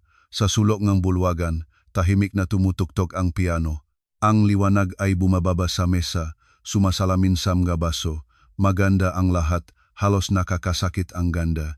Nakaupo ako sa pagitan ngang dalawang lalaki, ang aking asawa at ang kanyang boss, at naramdaman ko ang aking sarili bilang kalahok sa isang dula na napalaro na bago pa man. Hindi ko lang alam kung kailan ang huling eksena. Nang may hatid na ang pangunahing pagkain, pinunasan ni Stefan ang bibig ng napkin at lumingon kay Andres. Naging mas mababa ang kanyang boses, natural at lumipat siya sa Aleman. Sa sandaling ito, hindi ko itinangkilik ang aking ulo. Kinuha ko lang ang baso and tubig, sinusubukan na huminga ng pantay-pantay, parang walang nangyari. Halos isang instinct na reaksyon. Karaniwang iniisip ng lahat na ang isang babae na may pinahihinalaang bagay ay magsisimulang matingnan ng mabuti, magtatanong, magbabago ng ekspresyon sa mukha. Ngunit hindi kapag bumabatok ang instinct, ang una kong ginagawa ay tumitigil. Mabagal at malinaw na nagsalita si Stefan. Si Andres, nakarinig nito, ay nagpumilit ngumiti at sumagot sa sirang Aleman, malinaw na sinisikap na magpagana. Ibinaba ko ang tingin, ngunit sa tenga ko ay bawat tunok ay dinadala. Sa loob ng isang segundo, naintindihan ko ang maskara ng kagalangan ay malalaglag na at ang hapunang ito ay malayo sa pagiging simpleng hapunan. Bahagya siyang naktungo kay Andres. Mababa ang kanyang boses, malinaw ang bawat salita katulad ng pagkatok sa salamin. Sinabi niya na mas maganda ako kaysa sa inaasahan niya. Sinabi niya na ang mga babaeng katulad ko, kung sila ay maging mas malinaw, maaring maraming bagay ang mapasimple. Pagkatapos ng unang pangungusap, inisip ko pang baka nakamali ako. Pagkatapos ng pangalawa, naging malamig ang aking makamay. At nang ngumisi si Stefan at nagdakdak na kung maayos ang gabing ito, maayos na ang usapin ng promosyon ni Andres, naintindihan ko na hindi ako nag-iimaginasyon. Nakatayo akong hindi gumagalaw, tinitignan ang gilid ng mesa. Sa mga kalapit na mesa, tahimik na naktatampal ang makubiertos, nagpapatuloy ang piano. Ang nangyari ay ito lamang sa aking dibdib mabigat at bumugsok sa ilalim. Nagpumilit ngumiti si Andres, ang mismong ngiting iyon na napakabuti kong nakilala, at sumagot sa sirang, ngunit malinaw na katulad ng talim, Aleman. Ang aking asawa ay hindi nakakaalam Aleman. Mahina ang kanyang pagtitiis sa alak, isa o dalawang baso pa, at magiging maayos ang lahat. Naintindihan ko ang inyong pahiwatig, Ginong Becker. Kailangan kong posisyong ito. Narinig ko ang bawat salita. Siguro hanggang katapusan ng buhay ko, hindi ko malilimutan ang sandaling iyon. Hindi dahil naksinungaling si Andres sa karaniwang kahulugan ng salita, kundi dahil nakaupo siya sa tabi ko, maliwanag ang isip, nakasuot ng maayos na damit at tinatalakay kung paano gagamitin ang sariling asawa bilang pera para sa isang upuan sa kumpanya. 7 taon ngang kasal. Lahat ng aking pagsisikap, lahat ng aking tiyaga sa loob ng isang sandali, naging isang nakakapagdiri na katotohanan. Ang lalaking ito ay hindi kailanman itinuturing akong kanyang katuwang. Sa pinakamabuti, accessory ako na maaring ipakita kung kailangan at maaring gamiting bayad kapag maginhawa. Hindi ako umiyak, kakatwa. Akala ko sa ganitong sandali, kailangan ko man lang na manginig o umiyak, ngunit wala. Ang sakit ay sobrang tindi na hindi na naging luha. Naging yelo sa aking dibdib, napakabigat na naramdaman ko ang aking sarili na walang bigat, parang walang natira sa aking dugo. Itinangkilik ni Stefan ang baso at tumingin sa akin. Lumingon si Andres rin. Naging matamis ng husto ang kanyang boses. Elena, ano ba, uminom pa ng kaunti? Inilagay ko ang baso ng tubig at tumingin sa asawa. Isang titik lamang. Ang mukha na ito, ang mga matang ito, ang bibig na ito minsan ay nagsabi sa akin ng napakaraming malambing na salita. At ngayon, sa loob ng ilang minuto, naging labis na kasuklam-suklam na estranghero sa akin. Bahagya akong ngumiti sapat na magino para wala mang mapansin. Paumanhin, kailangan ko sa comfort room. Agad na tumango si Andres. Malamang ay naisip niyang maayos ang plano. Bahagya lamang na yumuko si Stefan. Pinapanatili ang kanyang perpektong asal. Tumayo ako, kinuha ang bag, at naglakad tuwid ang likod, parang talaga lang akong papawisan ng medyas. Ang pintuan ng comfort room ay nagsara sa likod ko, at nang nakarating ako sa lababo, nanggapang ang aking makamay doon at humigop ng malalim na hininga. Sa salamin, tahimik ang aking mukha. Hindi napasimot ang lipstick, hindi nasira ang buhok, ngunit naiba ang mata.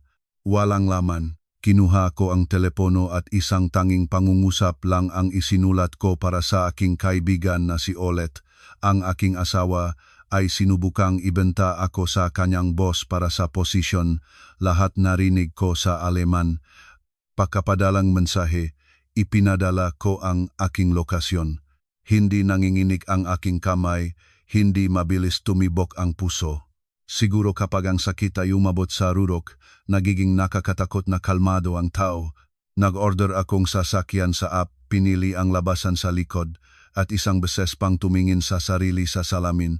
Huwag umiyak, huwag bumalik, huwag gumawang gulo, huwag gawin kung anong inaasahan nila sa akin. Dahil kung makwawala ako ngayon, ang mayroon lamang ako ay ang aking tinik at ang aking kahihiyan at mayroon silang handang magaparaan ng pag-atras. Lumabas ako sa tabi NG, pintuan NG restaurant. Sa labas, katatapos lang umulan ng Maynila, ang aspalto ay nagniningning sa ilaw ng mga sasakyan parang napuring salamin.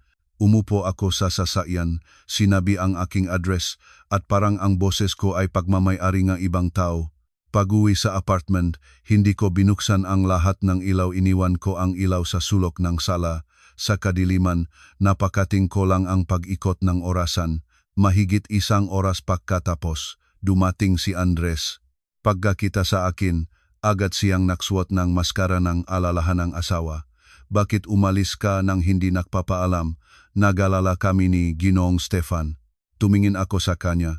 Walang sigaw, walang tanong, malakas na sumakit ang aking tiyan. Ayokong abalahin ang sinuman.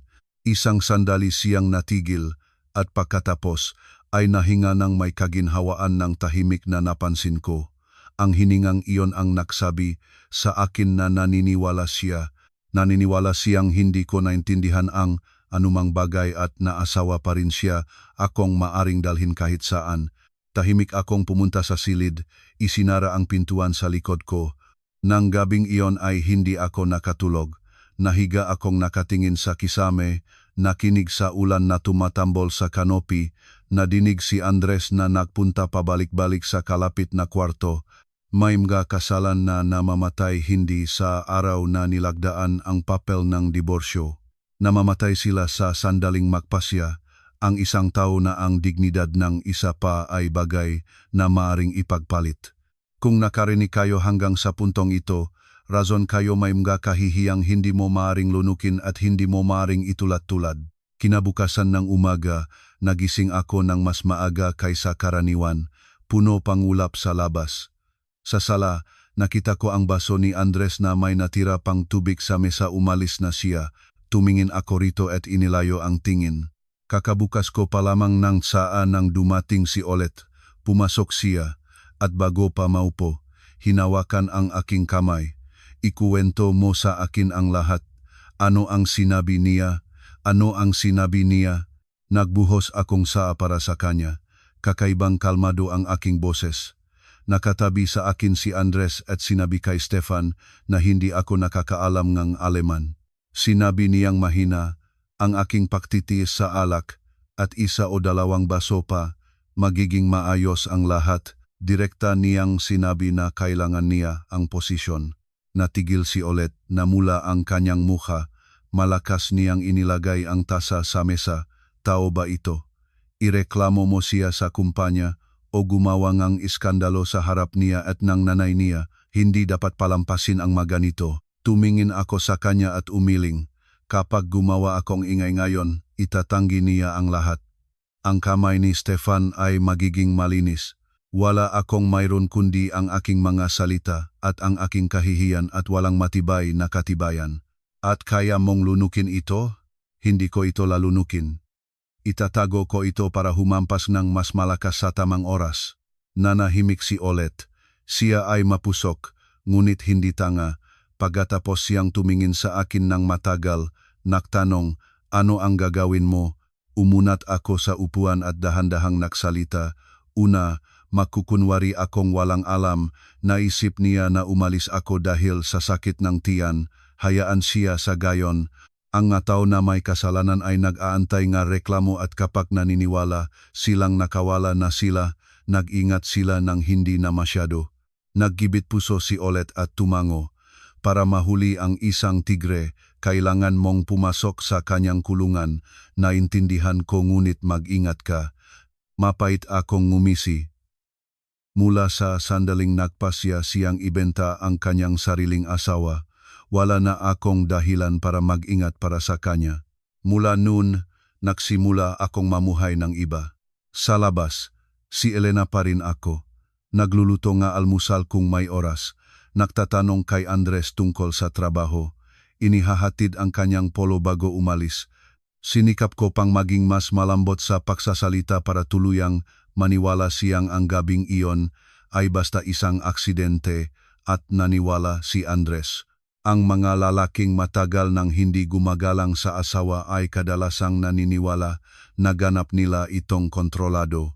Isang Martes ng tanghali habang nire-retouch ko ang mga larawan sa sala, lumabas si Andres sa balkonahe para tumawag. Nakabukas ang pinto. Hindi ko nilayasan ang pakikinig ngunit may mga bagay na naglalagos ng mag-isa sa tainga. Sinabi ko na, mayroon na bukas. Tama na itong pagpupumilit. Hindi ako aalis. Ang boses ni Andres ay mababa at matulis, hindi ang boses na ginagamit niya sa trabaho o sa nanay. Ito ang boses ng taong nakapako sa dingding. Nanatili akong walang kilos, tinitignan ang screen at ginagalaw ang mouse, parang walang narinig. Pagpasok niya, nakita akong nagtatrabaho at lumuwag ang kanyang mukha. Nang gabing iyon sa hapunan, kahit tinanong pa niya kung papunta ba ako bukas sa studio, sumagot akong napaka-natural, o lumalabas ka rin pala, sa trabaho ka ngayon ng seryoso. Sa mga salitang ito, bahagya siyang nanigla. Baka naisip niyang may pahiwatig ako, ngunit hindi ko itinangkilik ang aking mamata. Gusto ko siyang matakot sa hindi siya sigurado, at ako mahmamasid. Sa mga susunod na araw, napansin ko na madalas na may dumadating na notification sa telepono ni Andres na agad niya sinasakpang. Isang beses, nang nasa banyo siya, lumiwanag ang screen. Isang bahagi lamang ng mensahe ang nakita ko. Ngayon, isasaklot na natin. Hindi ko kinuha ang kanyang telepono. Hindi ko ito kailangan.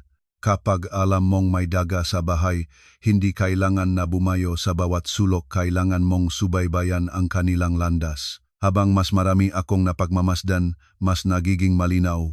Gusto ni Andres ng posisyong iyon hindi lang para malampasan ako, mga kaibigan, o ang mataong minsan ay tumingin sa kanya ng paibaba. Ang upuang iyon ay kailangan niya para mailigtas ang isang bagay na mas malaki pa kaysa sa kanyang pride, pera, mga utang, at batay sa lahat, prangkang nangangailangan.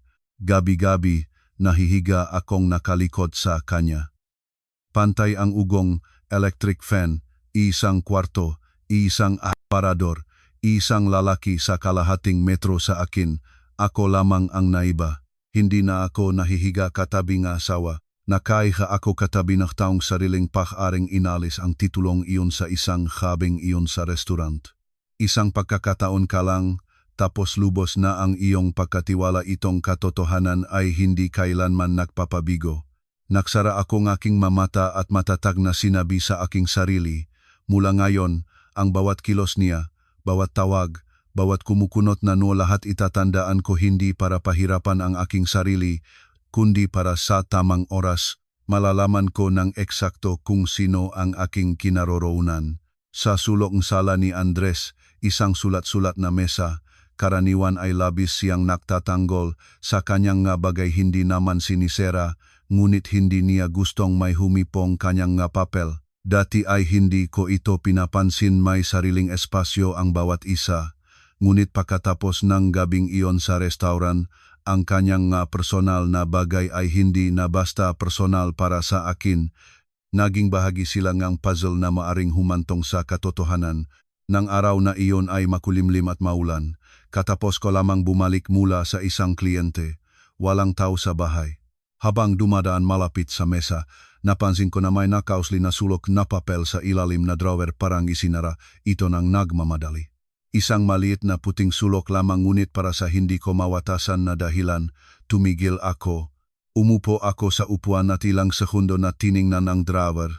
Ang panloob na tinik ay naksabi, huwag mong hawakan. Ngunit ang isa pang tinig mas malamig ay nagpaalala sa akin ng mukha ni Andres sa liwanag ng restauran. Ang pangungusap niya, ang aking asawa, ay hindi nakakaalam ng Aleman at ang aking kamay ay kusang humila ang drawer. Sa loob ay mayo sobrang-sobrahan pa. Isang tumpok ng files, ilang printout, isang maliit na notebook at sa ilalim, ilang Xerox copies. Kinuha ko ang maito at natigil. Ito ay scan ng aking passport. Photocopy ng lumang family record ng aking mga magulang, litrato ng aking pirma sa isang blankong papel, at isa pang pahina na may aking personal na datos, telepono, email, address ng talaan, lugar ng trabaho, nanatili akong nakatayo, walang galaw. Ang maito ay hindi ko ibinigay sa kanya para sa kahit anong trabaho kamakailan. Kung matandang mapapel mula pa nung kasal, nandun sana ang maito sa karaniwang folder ng mga dokumento. Ngunit nakaimbak sila ng ganito hiwalay. Dahan-dahan tumibok ang aking puso. Kinuha ko ang telepono at kinuha ang litrato ng bawat pahina. Pagkatapos ay maingat na inilagay ang lahat sa dati kasama na ang nakausling sulok ng papel. Habang ginagawa ko ito, hindi nanginginig ang aking makamay. Kakatwa habang nagiging mas malinaw ang katotohanan, mas nagiging mahinahon ako. Pagkatapos kong makuhanan larawang lahat, sumulat ako kay Olet. Nakakita akong scan ng aking passport, litratong pirma, at aking personal na datos sa drawer ng mesa niya. Agad sumagot si Olet. Para saan ito sa kanya? Tumingin ako sa screen at nagtype, iyan ang kailangan ko pang matuklasan. Nang gabing iyon, bumalik si Andres ng huli. Pagpasok, inalis ang kurbata. Pagod ang hitsura ngunit gumagalaw ang mata. Nakita ako, nagtanong, kumain ka na ba? Oo. Ang bahagi mo ay nasa kaldero.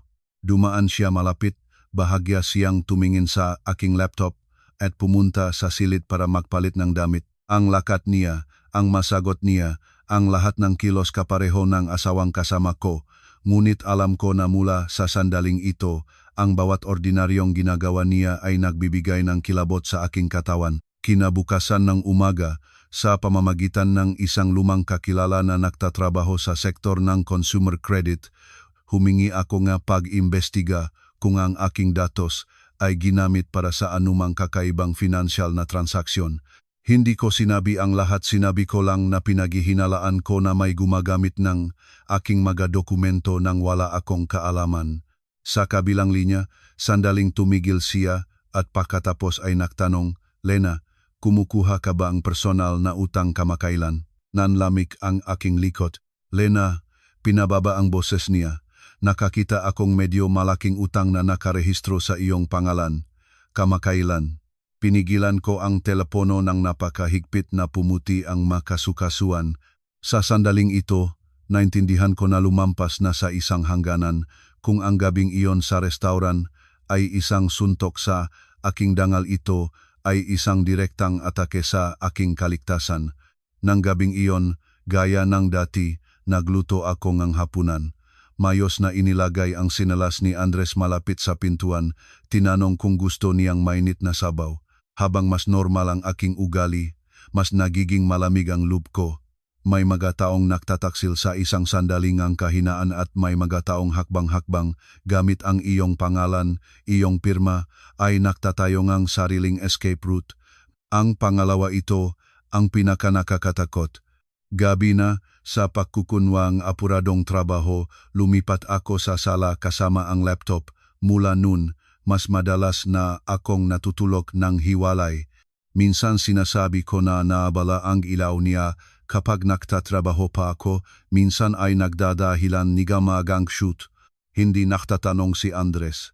Malamang ay masyadong abala sa sariling problema para mapansin ang pagbabagong distansya sa aming pagitan. Nagisa ako sa ilalim ng dilaw na liwanag ng lamp, tinitingnan ang pamilya na apartment at naramdamang estranghero roon. Pala, kapag matagal kang namuhay kasama ng dalawang mukha na tao, ang una nilang nawawala ay hindi ang pagmamahal, kundi ang pakiramdam ng kaligtasan. Sa sandaling iyon, hindi na ako nag-isip kung paano mahahanap kung ano ang itinatagong ang asawa ko. Hakbang-hakbang, inilalabas ko ang kanyang tunay na mukha at ang mukha ay sobrang kapangyarihan kaysa sa inakala ko. Si Olette ay nag-ayos bagi kita para sa aking kasama si Attorney Michael Constantine. Ilang taong siyang mas matanda sa aking abogado sa sibiu at pinansyal na kaso. Nagsalita siya ng mabagal, ilang salita lang, palaging may malamig na ekspresyon. Nakita kami sa isang maliit na kafe sa isang kanto malapit sa Malate. Tahimik, hindi maingay na lugar. Dinala ko ang lahat ng litrato ng mga dokumento mula sa drawer ni Andres at ang impormasyon tungkol sa utang. Maingat na sinuri ni Attorney Michael ang bawat litrato. Pagkatapos ay binaba ang telepono at tumingin sa akin. Sinasabi mo ba na hindi ka pumirma ng anumang kontrata para sa utang na ito? Hindi ko kailanman pinirmahan at hindi ko binigyan ang asawa ko ng anumang kapangyarihan para dito. Tumango siya. Sa gayon, may malaking posibilidad na nagnenegosyo tayo ng ilegal na paggamit ng personal na datos at posibleng pagpapalsipika ng pirma. Napalungos si Olette. Diyos ko, hindi na ito problema ng pamilya, krimen na ito. Tumingin si attorney sa kanya pagkatapos muli sa akin. Tama, mula ngayon, ihiwalay ang emosyon, una ingatan ang lahat ng katibayan, pangalawa suriin kung may iba pa na lumabas sa iyong pangalan. Mula ngayon, ang lahat ng tungkol sa iyong pagkakakilanlan ay dapat nasa ilalim ng kandado. Tumango ako. At si Andres hayaan siya na isiping wala kang alam. Kapag mas kumpiyansa ang tao, mas madaling magbunyag ang sarili. Humiling pa si Attorney Michael ng karagdagang datos, gumawa ng ilang tawag at pagkatapos ay lumingon sa akin. Ang kanyang boses ay patuloy na pantay, ngunit naglagay ng asero. Mayroon pang isang dokumento life insurance policy. Ikaw ang insured. Ang beneficiary ang asawa mo. Akala ko ay nakamali ako sa narinig. Insurance? Oh. Ikaw ang insured, ang benepisyaryo ay ang iyong asawa. Sa pagkarinig nito, naging malamig ang aking mapalad. Ang utang sa aking pangalan nakakatakot na iyon.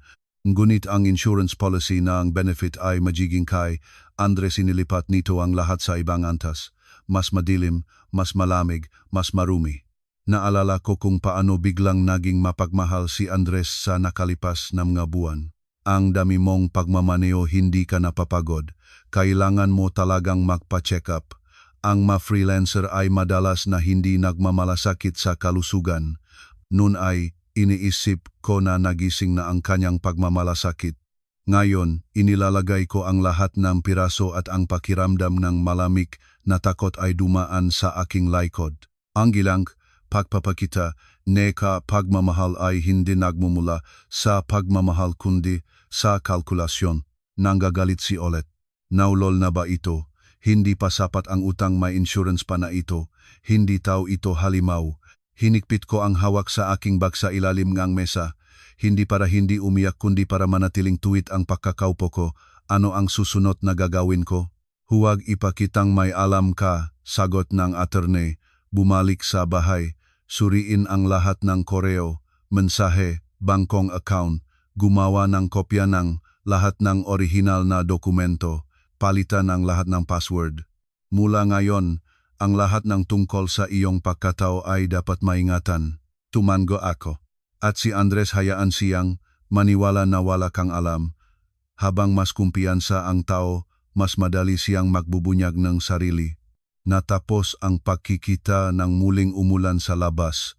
Habang nakaupo sa sasakyan ni Olette, tinitignan ang malinya na ulan sa baso at sa aking ulo ay isang nakatatakot na kalinawan.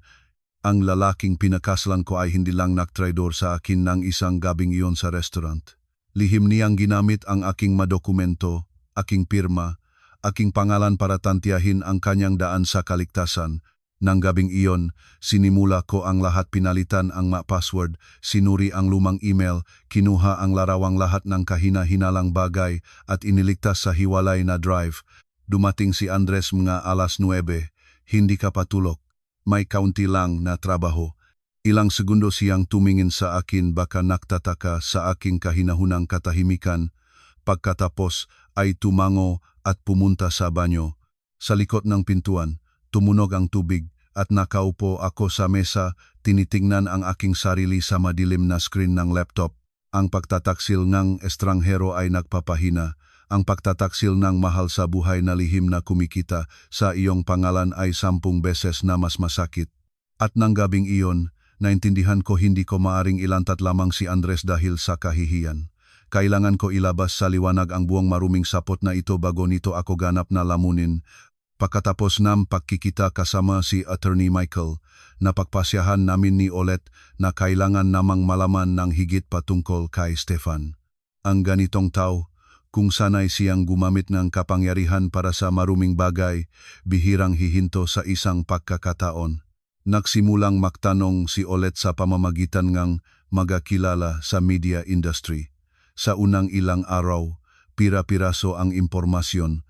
May nagsabing si Stefan ay lubhang nakatago. May nagsabing narinig niya mula sa isang empleyada na nagbitiw kagad pagkatapos ng isang business trip ngunit hindi alam ang dahilan. Sa huli, nakita ni Olet ang pangalan, Chris. Nang marinig ko ito, malakas na tumibok ang aking puso. Hindi dahil sa takot kundi sa pakiramdam na malapit na akong sa isa sa sobrang kadiliman. Ang address ni Chris ay lumang apartment building sa isang distansyang lugar sa Maynila.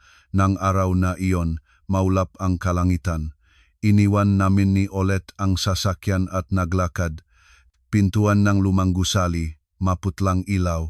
Tumigil ako sa harap ng pintuan at 3 beses na kumatok.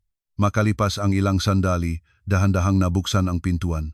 Sa pintuan ay nakatayo ang manipis, maputlang babae, may nakabitin na buhok. Tumingin siya sa amin ng may pag-aalangan. Sino kayo?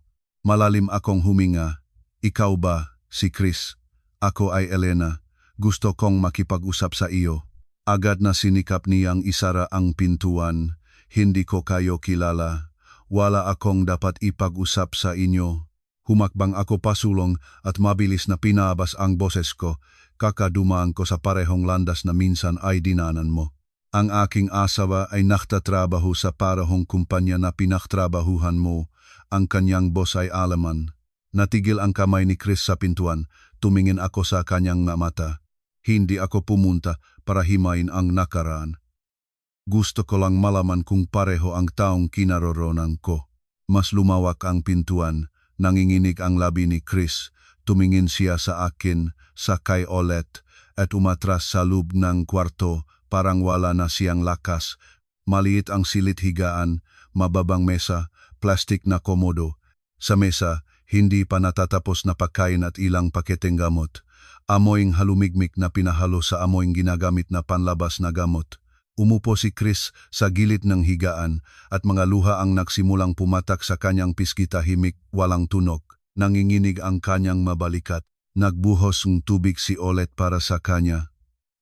Naghintay ako, at pagkatapos, ay mahinahon na nagsalita. Kung ayaw mong magsalita, hindi kita pipilitin ngunit kailangan ko pang malaman. Pinunasan ni Chris ang luha. Ikaw ang una na pumunta sa akin at sinabi ito, at nagsalita siya. 8.5 buwan na ang nakakaraan, may business trip ang kumpanya sa isang lugar sa Luzon. Si Chris noon ay baguhan pa sa internal communications. Magalang si Stefan, pumupur sa kanya. Nang huling gabi, pagkatapos ng hapunan, hiniling niyang pumunta siya sa kanyang kwarto sa hotel para sa mga urgent na pagbabago sa presentasyon. Pumunta siya ng walang kahina-hinala.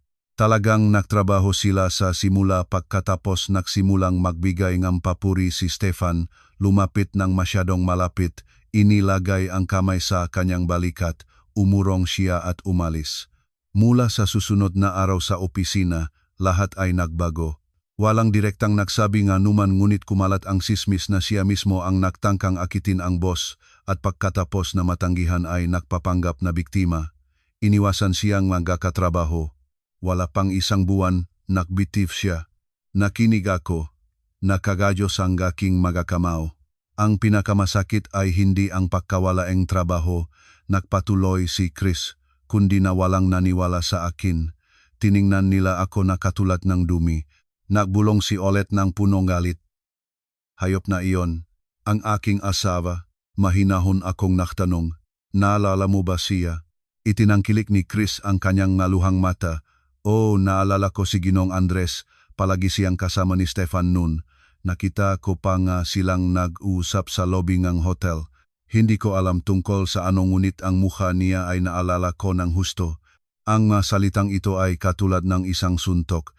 Ibig sabihin, alam ni Andres kung ano ang kinakatawan ni Stefan. Nakita niya, naintindihan at pinili pa rin niyang dalhin ako bilang nakaplata.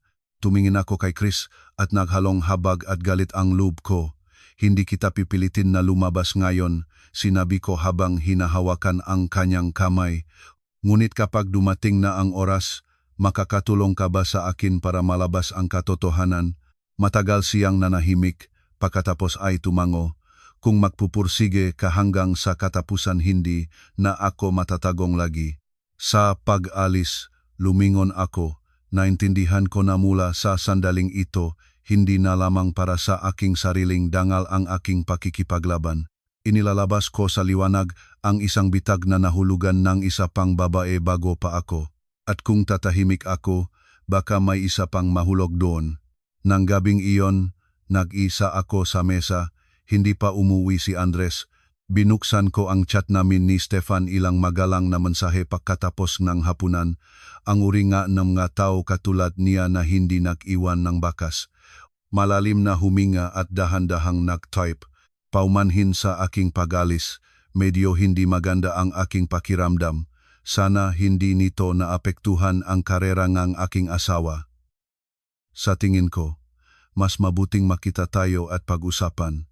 Dumating ang tugon pakaraan ng 3 minuto, bilis na nakakaduwal, isinulat niya na nagsisisi siya sa aking kalagayan at naiintindihan niya kung gaano kababaen ng mga babae dahil sa trabaho ng kanilang mga asawa at tinatapos. Sa tingin ko, mas mainam ang personal na usapan para sa lahat.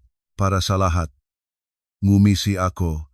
Ang mamangangaso ay mahilig sa ganyang malabong parirala. Hindi sila direktang nakbabanta nakbubukas lamang ng pintuan sa dim light. Inaanyayahan ang biktima na pumasok ng mag-isa. Ipinakita ko ang chat kay Olet. Tipikal naman lalaro. Saan mo siya kakausapin? Sa isang cafe sapat na maraming tao, ngunit may mga tabla hiwalay na mesa. Kailangan ko siyang mawalan ng pag-ingat, ngunit nang walang pagkakataong makaagaw. Uupo ako sa kalapit na mesa. Hindi hihintayin mo ako sa labas. Masyadong matalino siya makikilala, ang pamilyar na mukha at maalingasngas. Kinabukasan, dumating ako sa isang cafe sa Escolta. Bago umalis, 2 beses kong sinuri ang telepono, binuksan ang recorder at inilagay isa pa sa bag, hindi na ako biktima. Dumating si Stefan 10 minuto ng huli, walang suot na coat, simpleng polo lang at mukhang halos ordinaryo. Ang aura ng mapayapang kapangyarihan ay iyon ang pinakamapanganib. Salamat sa pagdating, ngumiti siya. Ayoko na may kamalian na makaapekto sa asawa ko, pantay ang aking sagot. Tumingin siya sa akin ng kaunti pang matagal. Naintindihan ko na ang mga babae sa posisyon mo ay nakakaranas ng malaking presyon. Ituwid ko ang aking likod. Gusto ko lang malaman kung ano ang sinabi mo kay Andres ng gabing iyon. Ngumisi siya. Ikaw ay matalinong babae. Ang ilang bagay ay hindi nangangailangan ng direktang salita. Ibinaba ko ang tingin. Nagpapanggap na babae na nakakulong. Ayokong problema at ayoko na mawalan ng pagkakataon ang aking asawa. Sumandal si Stefan sa sandalan.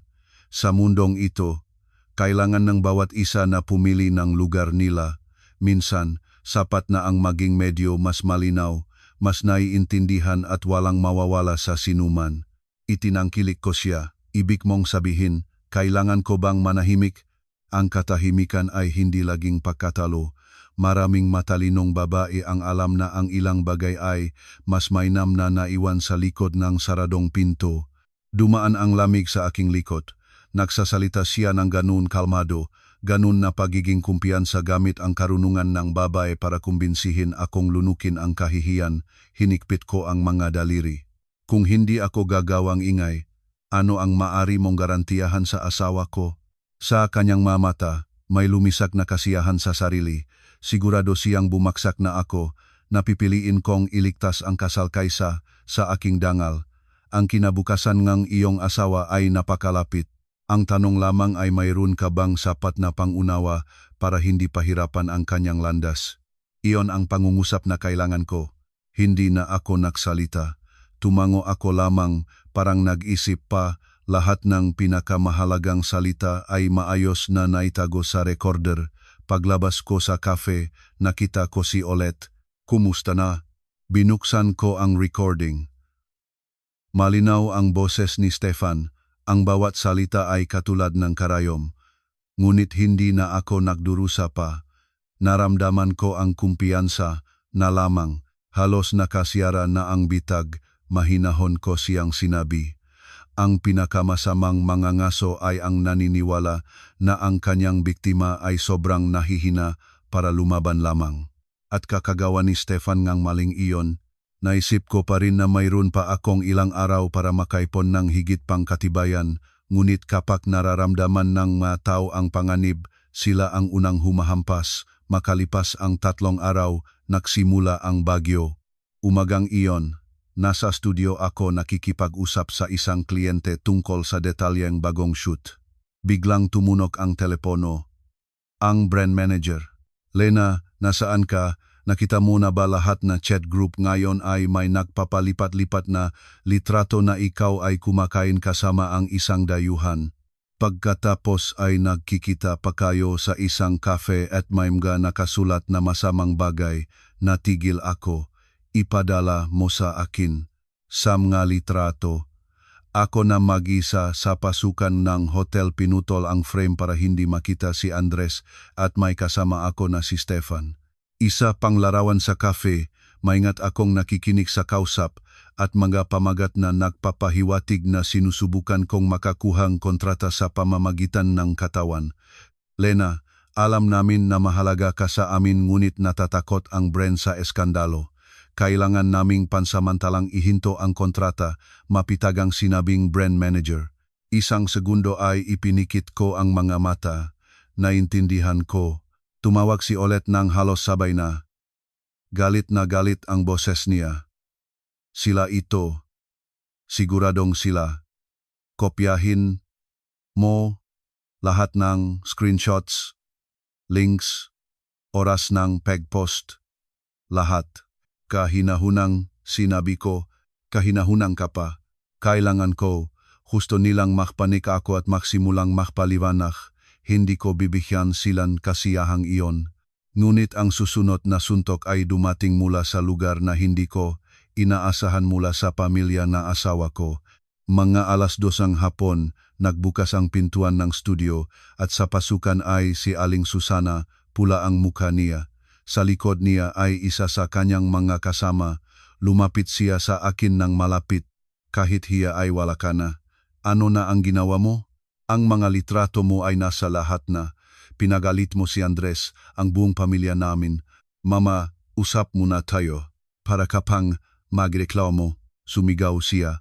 Itinuturo ang daliri sa akin. Akala ko na magalang ka sa harap ng mga tao ngunit sa likod, nakikipaglaro ka sa boss ng asawa mo. Nakakahiya. Gusto ni Olet na pumasok ngunit pinigilan ko siya sa paningin. Mama, naniniwala kayo sa lahat ng sinasabi ni Andres? Natawa siya. Siya ang aking anak. Kailangan ko bang maniwala sa iyo kaysa sa kanya? At doon na siya kumamaw. Slap. Malakas ang hampas na lumingon ang aking ulo. Sa studio, natahimik ang lahat. Nagnagalab ang aking piski. Sumabak si Olet. Ano ba naman ang ginagawa ninyo? Pinigilan ko siya. Kakatwa hindi ko gustong umiyak. Dahan-dahan kong inihilig ang ulo at tumingin kay Aling Susana ng direkta. Dapat tanungin ninyo ang inyong anak, malinaw kong sinabi, kung bakit siya nagpasyang ipagpalit ang sariling asawa. Natulala ang hangin, natigil si Aling Susana, hinihintay niya ang luha o pagpapaliwanag ngunit hindi iyon ang dumating. Ang palo ninyo ngayon, nagpatuloy ako, ay mananatili sa akin. Ngunit ang kahihiyan, sa tahanang ito hindi ako ang nagdala niyon, ang inyong anak ang gumawa. Nagbulong ang kasama niya sa likod. Susana, umalis na tayo, Isang hakbang pa na umatras si Aling Susana. Pula pa rin ang mukha, ngunit sa kanyang mga mata ay nagbago, may lumabas na pagkalito. Lumingon siya at tahimik na lumabas. Okay ka ba? Nagtanong si Olet. Pula na rin ang mamata sa galit. Hinahawakan ko ang nagnagalap na pisngi. Okay, mas higit pa. Mazigit pa? Paano? Tumingin ako sa telepono na may makompromisong litrato. Pagkatapos sa pintuan, kakaputulin nila ang huling daang palabas na pakikipagkasundo. Magiging mahal ang suntok, ngunit ang lamig sa aking puso ay matagal pang mananatili. Mula ngayon, wala na akong kahit anong natitira sa pamilya ng aking asawa. Kinagabihan, bumalik si Andres sa bahay ng punong tensyon. Kakain ka ba? Sabaw na sa kaldero. Tanong ko ng parang wala lang. Hindi siya sumagot. Lumapit sa mesa, hinugot sa bag ang isang folder at itinapon sa harap ko. Sa mga papel ang aking pangalan sa loan agreement, sa insurance policy. Kung nagpasyang magdigmaan ka, tingnan mo, ang pangalan mo ay nasa lahat. Iniisip mo ba na mananatili kang malinis? Tumingin ako sa mga papel, pagkatapos sa kanya. Nagbabanta ka ba sa akin? Pinapaalala ko sa iyo para hindi ka mahulog sa sarili mo. Tumango ako, huwag kang mag-alala. Ang masalita ay hindi ang gagamitin ko. Sa sandaling ito, tumunog ang doorbell. Nagulat si Andres. Pumunta ako para buksan. Sa pintuan ay si Attorney Michael Constantine. Arogante si Andres. Sino ang nagimbita sa inyo rito? Pumasok ang abogado sa silid. Inilagay ang bag sa mesa at mahinahon na nagsalita. Abogado ako na kumakatawan kay Elena. At batay sa mga dokumentong ito, hindi na ito usapin ngang mag-asawa, ito ay kasong panloloko, pagpapalsipika ngang dokumento, at ilegal na paggamit ng personal na datos. Naging abo ang mukha ni Andres. Sa sandaling iyon, tumunog ang aking telepono. Ulit, nagbigay si Chris ng flash drive. Narito ang lumang mga mensahe, ischedule ng mga business trip, lahat ng tungkol kay Stefan. Sapat na ang katibayan. Ibinaba ko ang telepono at tumingin kay Andres. Sa unang pagkakataon, ang kanyang mamata ay hindi punong galit. Sa kanyang mamata, may totoong takot. 3 araw pagkatapos, nagkaroon ng pagtitipon sa kumpanya ni Andres para ipahayag ang bagong appointment. Maagang umalis siya ng umaga, nakasuot ng purong-putong polo na may perpektong kurbata. Bago umalis, lumingon siya. Parang sinusubukan niyang malaman kung ano ang gagawin ko. Mapalat ka, sinabi ko. Baka naisip niya na sumuko na ako. Pumasok ako sa conference room nang magsimula na ang pagtitipon. Nakaupo si Andres sa unang hilera, tuwid ang likod. Si Stefan ay nakatayo sa harap. Nang dumating ang oras para sa pahayag, tumayo ako. Paumanhin, nais ko pong huminging ilang minuto. Natigil ang lahat. Lumingon si Andres. Puti ang kanyang mukha, katulad ng tisa. Lumapit ako sa projector at binuksan ang recording.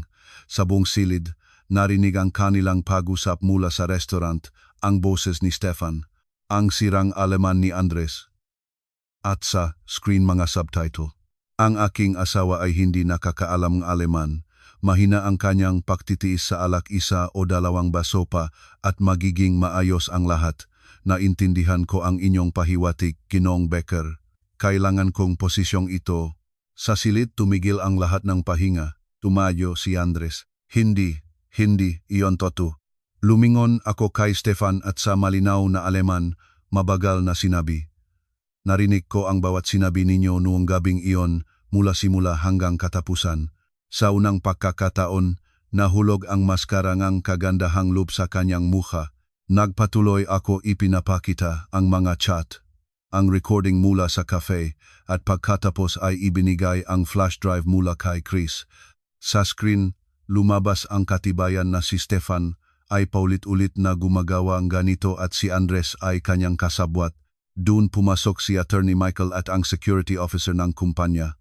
Inilagay nila sa mesa ang folder, loan agreement, insurance policy, konklusyon ng graphology expert na nagpapatunay ng pagpapalsipika ng pirma.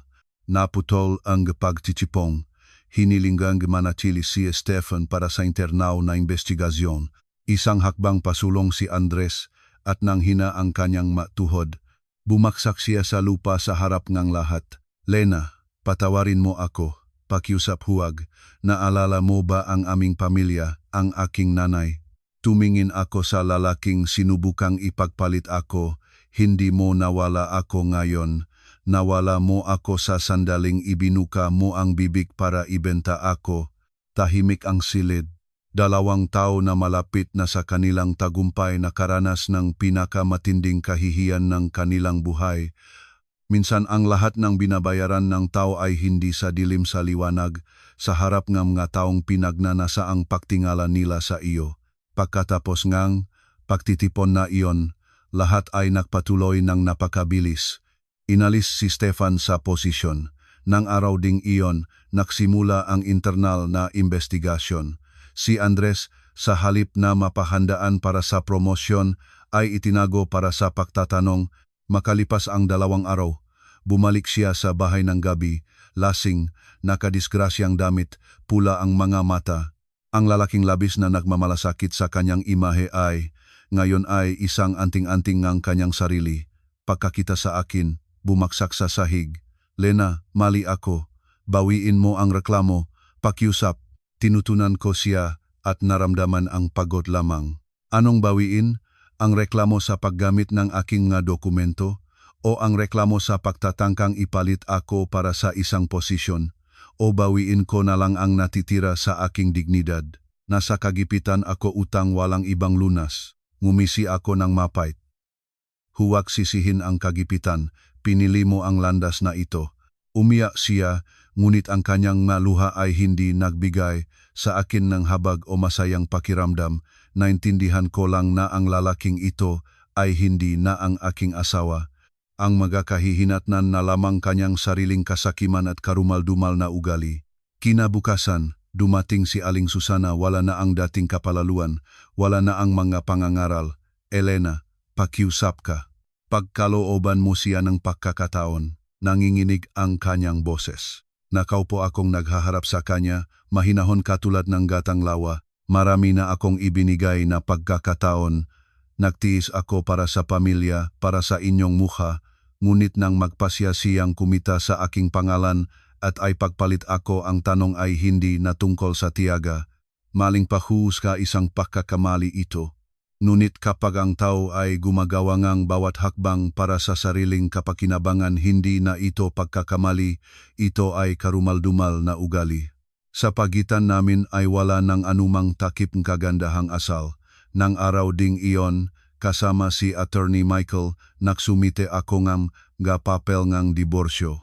Hindi ko inangkin ang maraming bagay, kinuha ko lamang ang sa akin, ilang maleta ng damit, makahon ng kagamitan sa photography, ilang paboritong pinggan ng seramika at ang palapas sa balkonahe. Naging malinaw na kapag alis ka sa isang nabubulok na kasal, ang pinakamabigat ay hindi ang mga bagay kundi ang mga alaala na kailangang maiwan. Lumipat ako sa isang maliit, tahimik na apartment. Noong unang umaga sa bagong lugar, binuksan ko ang bintana at nakita ang sikat ng araw na tumatagos sa mga dahon ng puno. Wala nang mabigat na buntong hininga sa likod ko. Wala nang nerbiyos sa tunong ng susi sa kandado. Pakalipas ng ilang araw, sumulat si Chris. Nagpunta ako sa isang job interview kanina. Sa matagal na panahon, lumabas ako nang hindi ibinababa ang aking mga mata. Binasa ko ito at matagal na nakaupo sa tabi ng bintana. Iyan siguro ang pinakamalaking kaginhawaan. Hindi lang akong nakaligtas, isang babae pa ang tumigil sa pamumuhay sa aninong kahihiyan ng iba.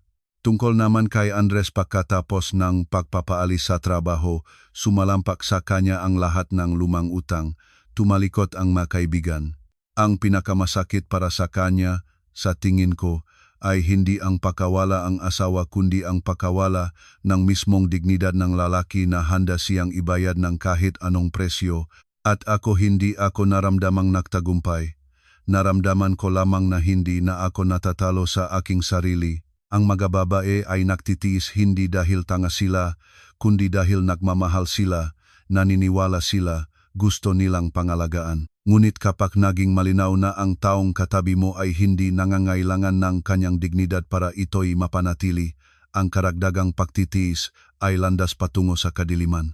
Sa buhay ngang mag-asawa, para makarating sa mahabang paglalakbay ng magkasama, kailangan ng pagmamahal, paggalang at pangunahing katinuan ng isang tao. Hindi maaring dahil sa sariling kahambugan o kasakiman ay yurakan ang taong kasama mo sa isang higaan. At bilang isang babae huwag, kailanman isipin na kailangan mong maktiis hanggang katapusan para mapanatili ang salitang pamilya.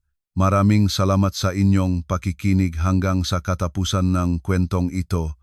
Naway manatili kayo sa kalusugan, kapayapaan at karunungan na laging pahalagahan ang inyong sarili. Hanggang sa muli nating pagkikita.